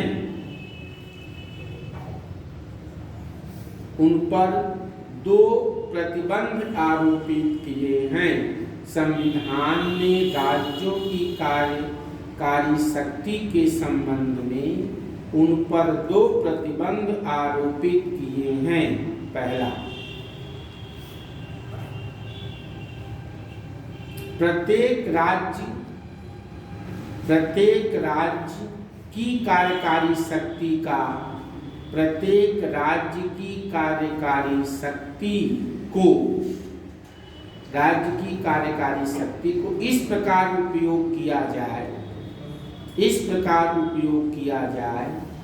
कि संसद द्वारा प्रत्येक राज्य की कार्यकारी शक्ति को इस प्रकार उपयोग किया जाए कि संसद द्वारा निर्मित किसी विधान का अनुपालन सुनिश्चित हो।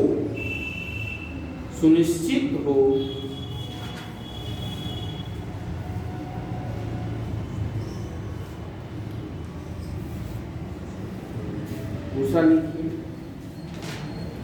राज्य में, पहला पॉइंट था, राज्य में केंद्र की कार्यपालिका शक्ति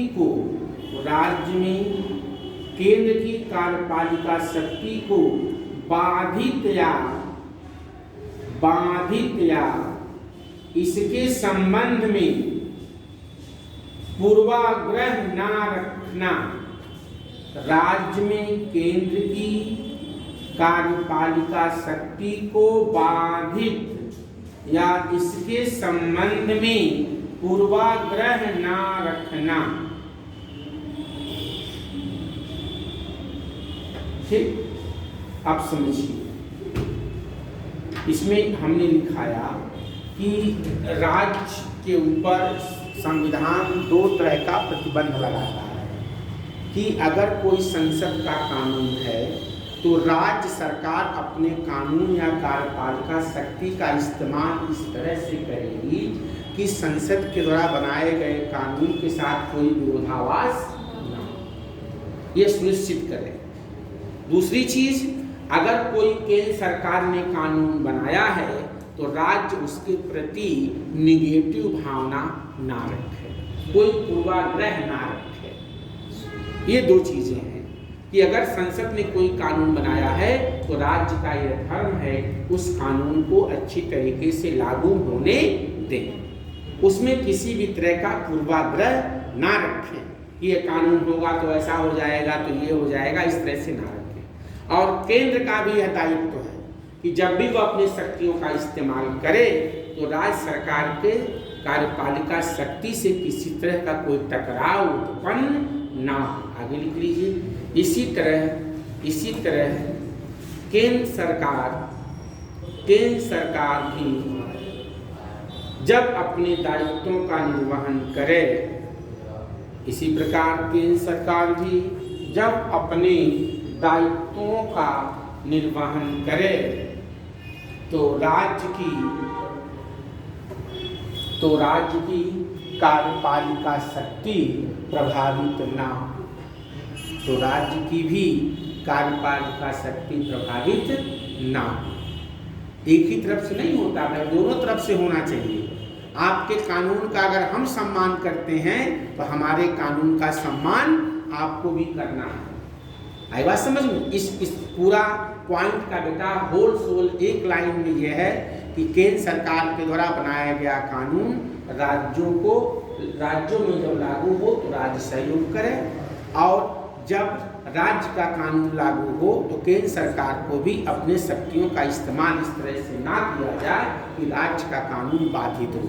यानी केंद्र भी राज्य की मर्यादा को ध्यान में रखे और राज्य भी केंद्र की मर्यादा को ध्यान में रखे, एक दूसरे से टकराव पैदा ना हो। तो अपने अपने शक्तियों का इस तरह से इस्तेमाल कीजिए। यह केंद्र और राज्य दोनों के ऊपर दायित्व निर्धारित किया गया है कि आप अपनी सीमा में रह के काम करिए और आप अपनी सीमा में रह के काम करिए, एक दूसरे का टांग मत खींचिए। समझ रहे हैं कि नहीं? ये इसका मतलब यही हुआ कि भाई अपना अपना काम करिए, एक दूसरे के कानून का सम्मान करिए, ना आप उनका घर फूंकिए ना वो आपका घर फूंकिए। क्यों नहीं? जब फूंकेंगे टकराव। क्लियर? सिंपल सा मतलब इसका यही है। अगला लिखिए हेडिंग। समझ में आ रहा है कि नहीं भाई? लिखिए, राज्यों को केंद्र के दिशा निर्देश, राज्यों को केंद्र के दिशा निर्देश, ये हेडिंग है भाई। राज्यों को केंद्र के दिशा निर्देश लिखिए, पहले लिख लीजिए फिर एक एक करके समझा देंगे। लिखिए,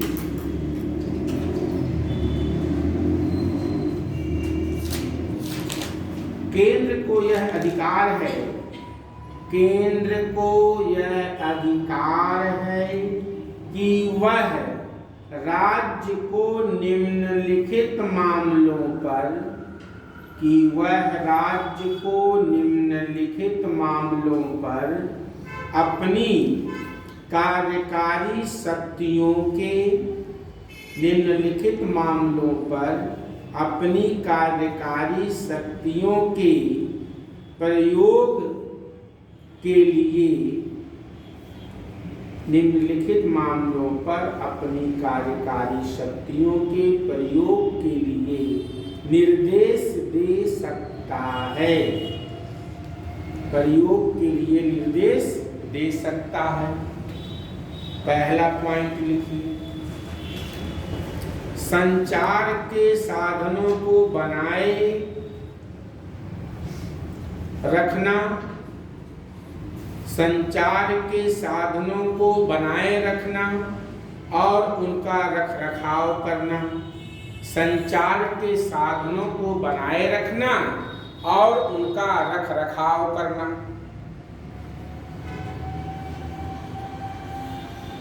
दूसरा, रेलवे की संपत्ति की रक्षा करना, राज्य में लिख लो, राज्य में रेलवे की संपत्ति को, राज्य में रेलवे की संपत्ति की रक्षा करना, राज्य में रेलवे की संपत्ति की रक्षा करना। अगला तीसरा लिखिए, प्राथमिक स्तर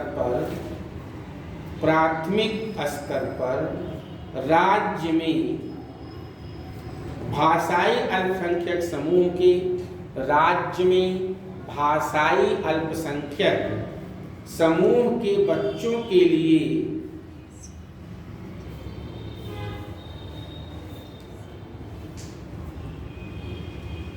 लिखे, क्या लिखे बेटा? प्राथमिक स्तर पर राज्य में भाषाई अल्पसंख्यक समूह के बच्चों के लिए मातृभाषा सीखने की व्यवस्था करना, मातृभाषा सीखने की व्यवस्था करना।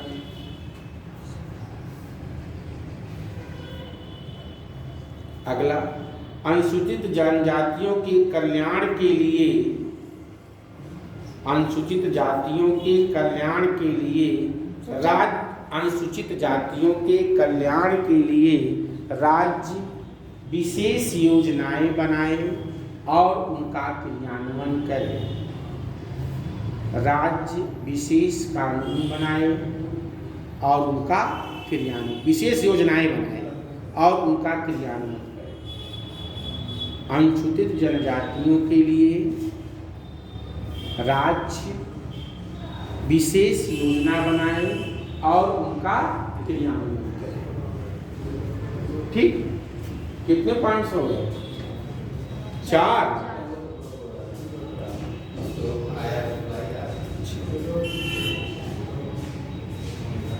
सर अनुसूचित जनजातियों और जातियों दोनों के लिए नहीं, अनुसूचित जनजातियों के लिए, जातियों अनुसूचित जनजाति एसटी के लिए। अब समझिए, पहला है संचार का साधन का मतलब क्या होता है बेटा? संचार का साधन, हाँ क्या? अरे भाई, टेलीफोन लाइन, टावर, यही तो कम्युनिकेशन है। अभी नहीं मोदी जी लगवा के गए, योगी बाबा बुलडोजर चलवा, मान लो मोदी ने पाइप बिछा दिया केवल, और योगी बाबा कहें कोई नहीं काटो, चलाओ बुलडोजर। तो ऐसा राज्य सरकार नहीं करेगी। जितने भी संचार के संसाधन हैं, राज्य सरकार उनको क्या करेगी? प्रोटेक्ट करेगी, संरक्षित करेगी, कोई तोड़ फोड़ ना। यह राज्य का क्या है? धर्म। अगला पॉइंट क्या बोला है मैंने? रेलवे की संपत्ति। जब आप देखिए, जब कभी रेलवे में एक्सीडेंट होता है, कोई गाड़ी पलट गई या कैजुअलिटी हो गई, भिड़ गई, तो जब वहाँ लोग मारे जाते हैं तो डीएम एसपी भी जाते हैं। भाई इनका क्या काम है? तो रेलवे का मामला है? नहीं, राज्य की भी जिम्मेदारी है कि अगर कोई हादसा हो जाए, कोई बात हो जाए, रेलवे की संपत्ति है तो राज्य भी उसका क्या करेगा? सुरक्षित रखेगा। आप लोग देखते होंगे, जब बस्ती स्टेशन पे जाते लिखा होगा राज्य की रेलवे पुलिस, इसको जीआरपी कहते हैं, गवर्नमेंट रेलवे पुलिस। ये सिविल पुलिस होती है, यही होती है। तो वहाँ पे क्यों ये रखे रहते हैं? इनका भी काम है आरपीएफ के साथ मिल करके रेलवे की संपत्ति की रक्षा करना। जैसे मान लीजिए आप डब्ल्यूटी जा रहे हैं, तो करेंगे क्या? टीटी आपको पकड़ लिया, वो अपना मेमो बनाएगा, आरपीएफ को हैंडओवर करेगा और जीआरपी को लाके पकड़ा देगा कि इनसे इतना जुर्माना वसूल करके रेलवे के खाते में क्या करिए? जमा करवाइए। वो लेके ढोते नहीं है रेलवे वाले, तुरंत जहाँ जीआरपी अगला स्टेशन होगा, मान लीजिए आप यहाँ से चढ़े तो गोंडा उतार देगा आपको। अगर गोंडा में स्टॉपेज है ट्रेन का, वहीं जीआरपी क्या करेगा? मेमो बना करके तुरंत जीआरपी को हैंडओवर कर देगा कि इनको ले जाओ थाने, जेल, और इनसे पैसा वसूल करके खाते में जमा करवाओ। आई बात समझ में? यानी कि रेलवे की संपत्ति की रक्षा करना राज्यों का भी क्या है? धर्म। अगला क्या बोला मैं? प्राथमिक स्तर पर राज्य में भाषाई, प्राथमिक स्तर पर जो प्राइमरी एजुकेशन हो वह मातृभाषा में होनी चाहिए, जो खास करके अल्पसंख्यक वर्ग के लोग हों। जैसे किसी की उर्दू है, किसी की पाली है, किसी की संस्कृत है, जो भी जिसकी लैंग्वेज है, उसको सीखने के लिए प्राथमिक स्तर पर, प्राइमरी लेवल पर उस भाषा में सीखने की व्यवस्था करें। क्योंकि आदमी जितना मदर टंग में सीखता है, मदर टंग का मतलब मम्मी की भाषा। एक व्हाट्सअप ज्ञान आता है, कहता है कि मम्मी की भाषा, अरे कुत्ते कहीं तुमने चाय गिरा दिया तुम्हारा बाप आके साफ करेगा। वो वाला भाषा नहीं। मदर टंग का मतलब जो हम लोग घर में बोलते हैं, उसे कहते हैं मदर टंग। तो जो माइनॉरिटीज़ के लोग हैं, अब मान लो अब है बच्चा माइनॉरिटी का या गांव का है, वो तो अपना भोजपुरी में हाके पड़ा है दिन रात घर वाले। अब उसको ले जाओ फ्रेंच सिखाओ, सीख पाएगा? कहेगा या तो कुछ समझ में नहीं आ रहा है। या उसे उड़िया में सिखाओ, गुजराती में सिखाओ, मलयालम में सिखाओ, वो जिलेबी समझेगा लिखा हुआ, मलयालम गोल गोल लिखा जाता है। तो कहने का मतलब जो बच्चा जिस इन्वायरमेंट में रहता है, जो वहाँ भाषा बोली जाती है उसके घर में आसपास के इन्वायरमेंट में कोई सीखेगा, तो उसका जो एजुकेशन हो, उसको सीखने का जो कला हो उसी भाषा में होनी चाहिए। तो बच्चा जल्दी सीखता है। कहने का मतलब है जब बड़ा हो जाए तो कुछ भी सिखाओ।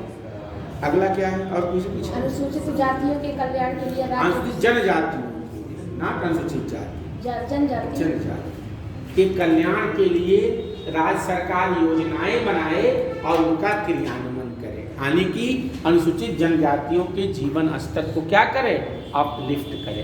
ये सारे दिशा निर्देश आर्टिकल 365 के अंतर्गत दिए जाते हैं। लिख लीजिए, ये सभी दिशा निर्देश अनुच्छेद 365 के अंतर्गत राज्यों को दिए जाते हैं।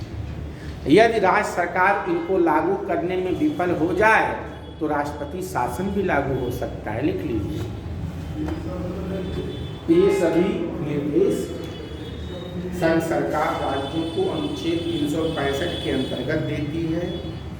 यदि राज्य इन निर्देशों को पालन करने में असफल होते हैं तो उस राज्य में राष्ट्रपति शासन का आधार बनता है। राज्य सरकार इन दिशा निर्देशों को पालन ना करे, हाँ, पालन ना करें तो उस राज्य में राष्ट्रपति शासन का लगाया जा सकता है। यदि राज्य सरकार इन दिशा निर्देशों का पालन ना करें तो वहां पर राष्ट्रपति शासन लगाया जा सकता है। इसका मतलब राज्य सरकार अपनी मनमानी कर रही है। आई बात समझ में? चलिए अगली हेडिंग डालिए।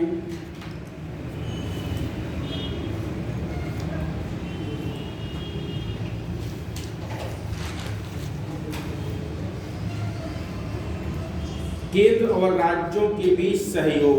अगली हेडिंग डालिए, केंद्र और राज्यों के बीच सहयोग। असल बात हमारी एक बीमारी है, जब तक हम पूरा पढ़ा नहीं लेते हैं चैन नहीं आता है।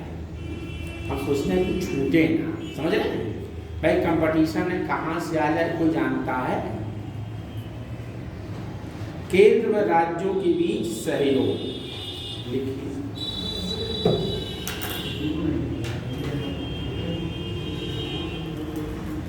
संविधान में केंद्र व राज्यों के बीच, संविधान में केंद्र व राज्यों के बीच, संविधान में केंद्र व राज्यों के बीच सहयोग एवं समन्वय के लिए, संविधान में केंद्र व राज्यों के बीच सहयोग और समन्वय के लिए निम्नलिखित उपबंध किए हैं। सहयोग एवं समन्वय के लिए निम्नलिखित उपबंध किए हैं। पहला लिखिए, संसद किसी अंतर्राज्यीय नदी, संसद किसी अंतर्राज्यीय नदी और नदी घाटी के पानी के प्रयोग, संसद किसी अंतर्राज्यीय नदी और नदी घाटी के पानी के प्रयोग, कामा वितरण और नियंत्रण के संबंध में वितरण और नियंत्रण के संबंध में किसी विवाद के लिए, नियंत्रण के संबंध में किसी विवाद के समाधान के लिए, किसी विवाद के समाधान के लिए न्यायिक अधिकरण, इसे ट्रिब्यूनल कहते हैं, न्यायिक अधिकरणों की स्थापना कर सकती है। न्यायिक अधिकरण की स्थापना कर सकती है। अभी समझाते हैं इसको एग्जाम्पल लेकर के। फिर दूसरा लिखिए, इकट्ठा में समझा देंगे। लिखिए, अनुच्छेद 263 के अंतर्गत केंद्र और राज्य के बीच, अनुच्छेद 263 के अंतर्गत केंद्र व राज्य के बीच सामूहिक महत्व, केंद्र व राज्य के बीच सामूहिक महत्व के विषय की जांच और बहस के लिए, सामूहिक महत्व के विषय, केंद्र और राज्य के बीच सामूहिक महत्व के विषय की जांच और बहस के लिए अंतर्राज्यीय परिषद का गठन कर सकता है। अंतर्राज्यीय परिषद का गठन किया जा सकता है। ब्रैकेट में आर्टिकल 263, अंतर्राज्यीय परिषद का गठन किया जा सकता है। बेटा ब्रैकेट में लिख लीजिएगा आर्टिकल 263। ऊपर वाला जो लिखे हैं न्यायिक अधिकरण की स्थापना, वो 262 है। पहला पॉइंट जो बेटा लिखे हैं उसमें आर्टिकल 262 लिख लीजिएगा। जो मैंने पहला पॉइंट लिखाया है वो संविधान में कहाँ लिखा है? आर्टिकल 262 में लिखा है। 262 के अंतर्गत ये बात लिखी गई है। अब एक पॉइंट और लिख लीजिए,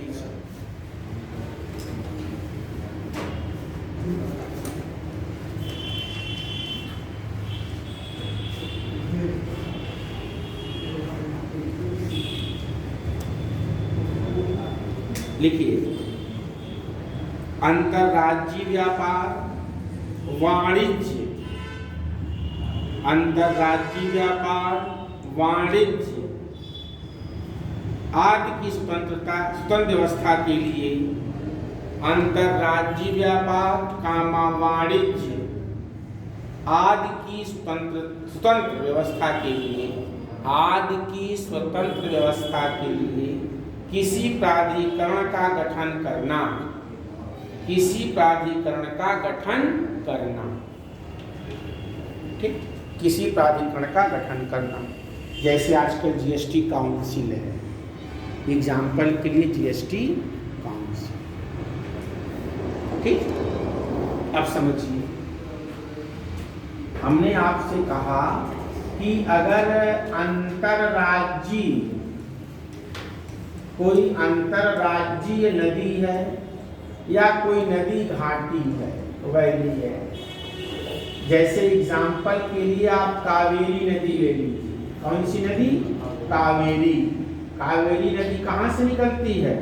कर्नाटका के कुर्ग जिले से निकलती है वही, और बहते हुए तमिलनाडु होते हुए बेया बंगाल में चली जाती है। तो जो कावेरी नदी है, यह कावेरी नदी का जो जल विवाद है, यह किन किन राज्यों के बीच है? कावेरी नदी जल विवाद कौन कौन सा? तमिलनाडु, कर्नाटक, केरल और पुडुचेरी, ये इनके बीच जल का विवाद है। अब ये मामला अगर ये राज्य आपस में लड़ते हैं तो यह मामला सुप्रीम कोर्ट नहीं जाएगा। इसके लिए आर्टिकल 262 में संसद को यह अधिकार दिया गया है, पार्लियामेंट को, कि अगर इस तरह का कोई विवाद है तो संसद उसके लिए एक ट्रिब्यूनल का गठन कर देगी, और वह ट्रिब्यूनल जो फैसला देगा उसी के अनुसार ये अपने अपने पानी का प्रयोग करेंगे। ठीक, ये है, इसे कहते हैं ट्रिब्यूनल। तो कोई भी अगर नदी का पानी है, नदी घाटी है, उसको लेकर के राज्यों के मध्य अगर विवाद है उसके लिए संसद एक अलग से ट्रिब्यूनल बना देती है। ट्रिब्यूनल का मतलब किसी विशेष उद्देश्य के लिए गठित किया गया एक न्यायालय। इसके निर्णय के अनुसार ही उनको कितना टीएमसी पानी कौन यूज करेगा और डिसाइड कर देगा। अच्छा, एक बार यूपीएससी ने क्वेश्चन पूछ लिया था कि कौन सी ऐसी रिवर है जो दोनों मानसून से पानी ग्रहण करता है, साउथ वेस्ट मानसून और उत्तर पूर्वी नॉर्थ ईस्ट, जब रिटर्निंग मानसून जिसे कहते हैं, क्या कहते हैं, रिटर्निंग मानसून कहते हैं। कौन सा राज्य है? यह है तमिलनाडु। तमिलनाडु में वर्षा कब होती है? ठंडक के महीने में, जब यहाँ से भारत से क्या होता है 15 सितंबर के बाद धीरे धीरे मानसून वापस जाता है। तो ये क्या करते हैं, जो हवाएं वापस जाती हैं मानसून, ये वेस्ट ऑफ बंगाल से मॉइस्चराइजर ग्रहण करते हुए, नमी को ग्रहण करते हुए तमिलनाडु के भागों में, निचले भागों में क्या करता है, बारिश करता है। तो इससे क्या होता है, कावेरी नदी में जब पानी स्टार्ट होता है यानी कि जून में, तब भी यहाँ से और जाता है तब भी, यानी कि साउथ इंडिया की एकमात्र ऐसी रिवर है, इसका नाम है कावेरी, तो दोनों ही मानसूनों से पानी क्या करती है, ये यूपीएससी ने पूछा। सोचो कितना दिमाग लगा क्वेश्चन बनाते हैं, क्योंकि साउथ की नदियाँ क्या होती हैं, गर्मी में सूख जाती हैं। साउथ में कोई ग्लेशियर तो है नहीं, कोई वहाँ पे बर्फ का कोई टुकड़ा तो है नहीं, पिघलेगा तो पानी आएगा। बरसाती नदियाँ हैं, पानी बरसा तो नदी में पानी, और धीरे धीरे धीरे धीरे गर्मी आते आते आते मोस्टली रिवर क्या होती है, सूख जाती है। ठीक, चलिए एक दो पॉइंट और लिख लीजिए, फिर ये भी आपका क्या हो गया, केंद्र राज्य संबंध। कौन सा संबंध, प्रशासनिक। एक और बचेगा वो वित्तीय, रेस्ट के बाद उसको भी हम लोग क्या कर लेंगे, डिस्कस कर लेंगे। देखिए अगला, अखिल भारतीय सेवाएं। अखिल भारतीय सेवाएं, लोक सेवा आयोग और एकीकृत न्याय व्यवस्था, तीन हेडिंग डाल लीजिए। अखिल भारतीय सेवाएं डैश करके आईएएस, आईपीएस और आईएफएस। अखिल भारतीय सेवाएं डैश करके लिख लीजिए, आईएएस, आईपीएस और आईएफएस। दूसरा लिखिए पब्लिक सर्विस कमीशन, लोक सेवा आयोग, किस आर्टिकल में है, ऑल इंडिया सर्विसेज किस आर्टिकल में है, ऑल इंडिया सिविल सर्विस किस आर्टिकल में है, 312 में है, और पब्लिक सर्विस कमीशन 315 में है। साथ साथ वो भी लिख लिया करिए, आईएएस, आईपीएस और आईएफएस किस आर्टिकल में है, 312 में है, और पब्लिक सर्विस कमीशन आर्टिकल 315 में लिख लीजिए। क्या क्या लिखिए, अखिल भारतीय सेवाएं, आईएएस, आईपीएस, आईपीएस और पब्लिक सर्विस कमीशन और एकीकृत न्याय व्यवस्था, इंटीग्रेटेड जुडिशियल सिस्टम। ये तीन पॉइंट को हमको केंद्र राज्य संबंधों के बीच डिस्कस जब कर लेंगे तो हमारा केंद्र राज्य प्रशासनिक संबंध क्या हो जाएगा, पूरा हो जाएगा। अब इसको बेटा समझ लीजिए। देखिए आर्टिकल 312 में अखिल भारतीय सेवाओं की बात की गई। अखिल भारतीय सेवा, ऑल इंडिया सिविल सर्विसेज की हम लोग बात करते हैं। ऑल इंडिया सिविल सर्विसेज आज के डेट में तीन सेवाएं हैं। आईएएस जिसे हम लोग भारतीय प्रशासनिक सेवा कहते हैं, आईपीएस जिसे हम इंडियन पुलिस सर्विस कहते हैं, और एक है आईएफएस। कौन सा, इंडियन फॉरेन के इंडियन फॉरेस्ट, फॉरेन फॉरेस्ट है बेटा, वन सेवा, भारतीय वन सेवा, भारतीय वन सेवा, भारतीय पुलिस सेवा और भारतीय प्रशासनिक सेवा।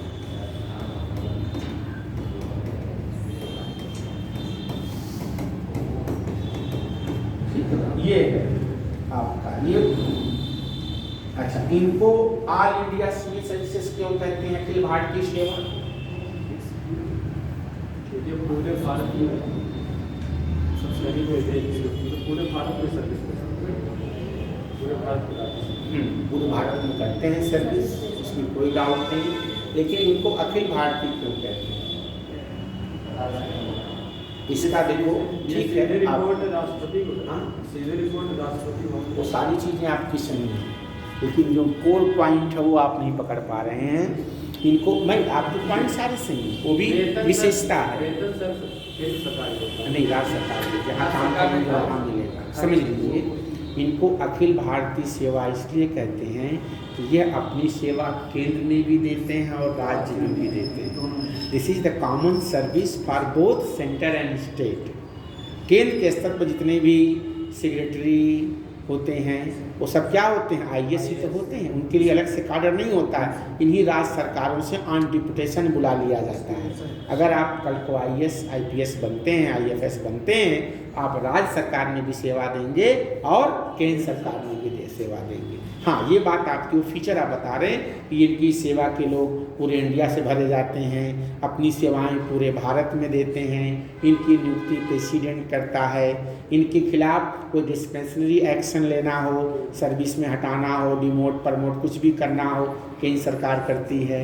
इनकी ट्रेनिंग केंद्र सरकार, इनकी भर्ती केंद्र सरकार, ये सारी आपकी बातें सही। I agree all of you, बस मतलब मेन फीचर ये जानना था।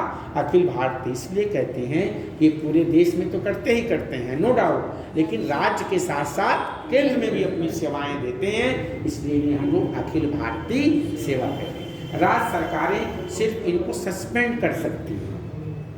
जैसे आप मान लो district collector, as a IAS आप डिस्ट्रिक्ट कलेक्टर, आपका राज्य सरकार कुछ नहीं बिगाड़ सकती है, सिर्फ आपको सस्पेंड कर सकती है, ट्रांसफर कर सकती है। No any discretionary action taken by state government against you. अगर आप UPSC पास करके आए हैं, यानी कि भारतीय प्रशासनिक सेवा के मेंबर हैं, तो राज्य सरकार आपका कुछ भी बिगाड़ नहीं पाएगी। जो भी एक्शन लेना होगा कौन लेगी? केंद्र सरकार। गड़बड़ करेंगे जाएंगे, कोई डाउट नहीं, क्योंकि आपके संविधान में एक आर्टिकल है 309 कि 311 है यार, जरा कंफर्म करो, 309 जरा करोगे प्लीज, आर्टिकल रीड 309। अरे कम से कम दिया संघीय राज्य की सेवा करने वाले व्यक्तियों की भर्ती और सेवा की शर्तें 309 है। 311 में सर संघीय राज्य के अधीन सिविल हैसियत में नियोजित व्यक्तियों का पदच्युत किया जाना। हाँ, 311 की हम बात करें, पदच्युत किया जाना। अगर आपकी भर्ती अगर आपका जो ज्वाइनिंग लेटर राष्ट्रपति ने दिया है तो आपको राष्ट्रपति ही हटा पाएगा जिसने नियुक्त किया है। इसके नीचे का व्यक्ति आपको हटा नहीं पाएगा। तो अगर आपकी नियुक्ति प्रेसिडेंट के सील एंड मोहर से हुआ है तो वही हटा सकता है। उसके सबसे बड़ा वही, उससे बड़ा तो कोई है ही नहीं भारत में। उसके नीचे वाला गवर्नर चाहे या कोई और चाहे तो आपको सेवा से रिमूव नहीं करते। भारत में नियम है, अगर आपको DM साहब ने नियुक्त किया है, suppose you are appointed by the district collector, तो आपको ADM या SDM या इनके नीचे का कोई भी अधिकारी आपको रिमूव नहीं कर सकता है।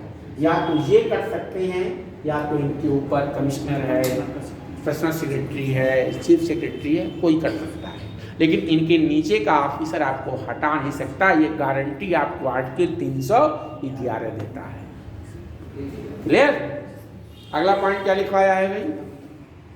Public service commission. हाँ, UPSC का क्या काम है? जब कॉन्स्टिट्यूशनल बॉडीज हमने पढ़ाया था तो पूरा आपको बताया था UPSC का काम क्या है।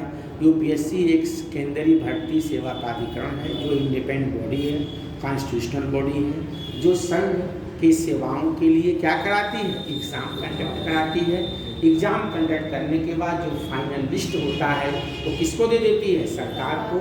सरकार का काम है ट्रेनिंग कराना, पोस्टिंग करना, कार्डर अलॉट करना, ये सब सरकार की कार्मिक मंत्रालय का काम है। इसका सिर्फ और सिर्फ काम है भर्ती करके क्या कर देना? लिस्ट सरकार को भेज देना। सरकार लिस्ट भेजती है, इतना सीट है, इतना जनरल, इतना ओबीसी, इतना ईडब्ल्यूएस, इतना एससी, इतना एसटी, इतना फ्रीडम फाइटर, इतना विकलांग, जो भी है, इतना महिला, वो कैटेगरी बना के भेज देती है। इन ग्रुपों से इतने इतने पर्सन हमें चुन करके दे दीजिए। यूपीएससी उन्हीं का विज्ञापन निकालेगी, उन्हीं का एग्जाम कंडक्ट कराएगी, उन्हीं का प्री मेन, उन्हीं का इंटरव्यू, और जब वो मेरिट फाइनल हो जाएगी लिस्ट तो किसको दे देगी? कार्मिक मंत्रालय को, यानी गवर्नमेंट ऑफ इंडिया को हैंड ओवर कर देगी। उसके बाद उनका कोई काम नहीं। इसके बाद क्या है भाई? एकीकृत न्यायपालिका। देखो हमारे यहाँ देश में एकीकृत न्यायपालिका व्यवस्था है। आई सबसे लोअर लेवल पर अगर हम बात करें तो गांव में ग्राम पंचायतें होती हैं, तो खैर तो कोई मानता तो है नहीं, उसको छोड़ो। डिस्ट्रिक्ट लेवल से हम बात कर रहे हैं। जिला स्तर पर आपके बस्ती में ही दीवानी कोर्ट होगी, सेशन कोर्ट होगा और सिविल कोर्ट होगा। दो नॉर्मली, हालांकि फैमिली कोर्ट भी होता है वो बात अलग, लेकिन नॉर्मली बोर्डली हम लोग दो पार्ट में डिवाइड करते हैं। एक को हम लोग कहते हैं सिविल कोर्ट, इसमें जमीन जायदाद प्रॉपर्टी से रिलेटेड विवाद होते हैं। एक होता है सेशन कोर्ट, इसको हम लोग फौजदारी भी कहते हैं या सत्र न्यायालय कहते हैं। इसमें मार पीट, चोरी, मर्डर, फोर्जरी, गिरहकट्टी, जेब कतरी सब आता है। ठीक। डिस्ट्रिक्ट कोर्ट, अगर मुकदमा आप हार जाते हैं कोई मुकदमा तो कहाँ जाएंगे? High court. ठीक। हाई कोर्ट से हार जाएंगे कहाँ जाएंगे? Supreme court. तो हमारे यहाँ एकीकृत न्यायपालिका व्यवस्था है, यानी कि हमारी जो न्यायपालिका है वह केंद्रीय कानूनों के साथ साथ राज्य कानून को भी लागू करती है। अलग से कोई व्यवस्था नहीं है। हमारे यहाँ क्या है?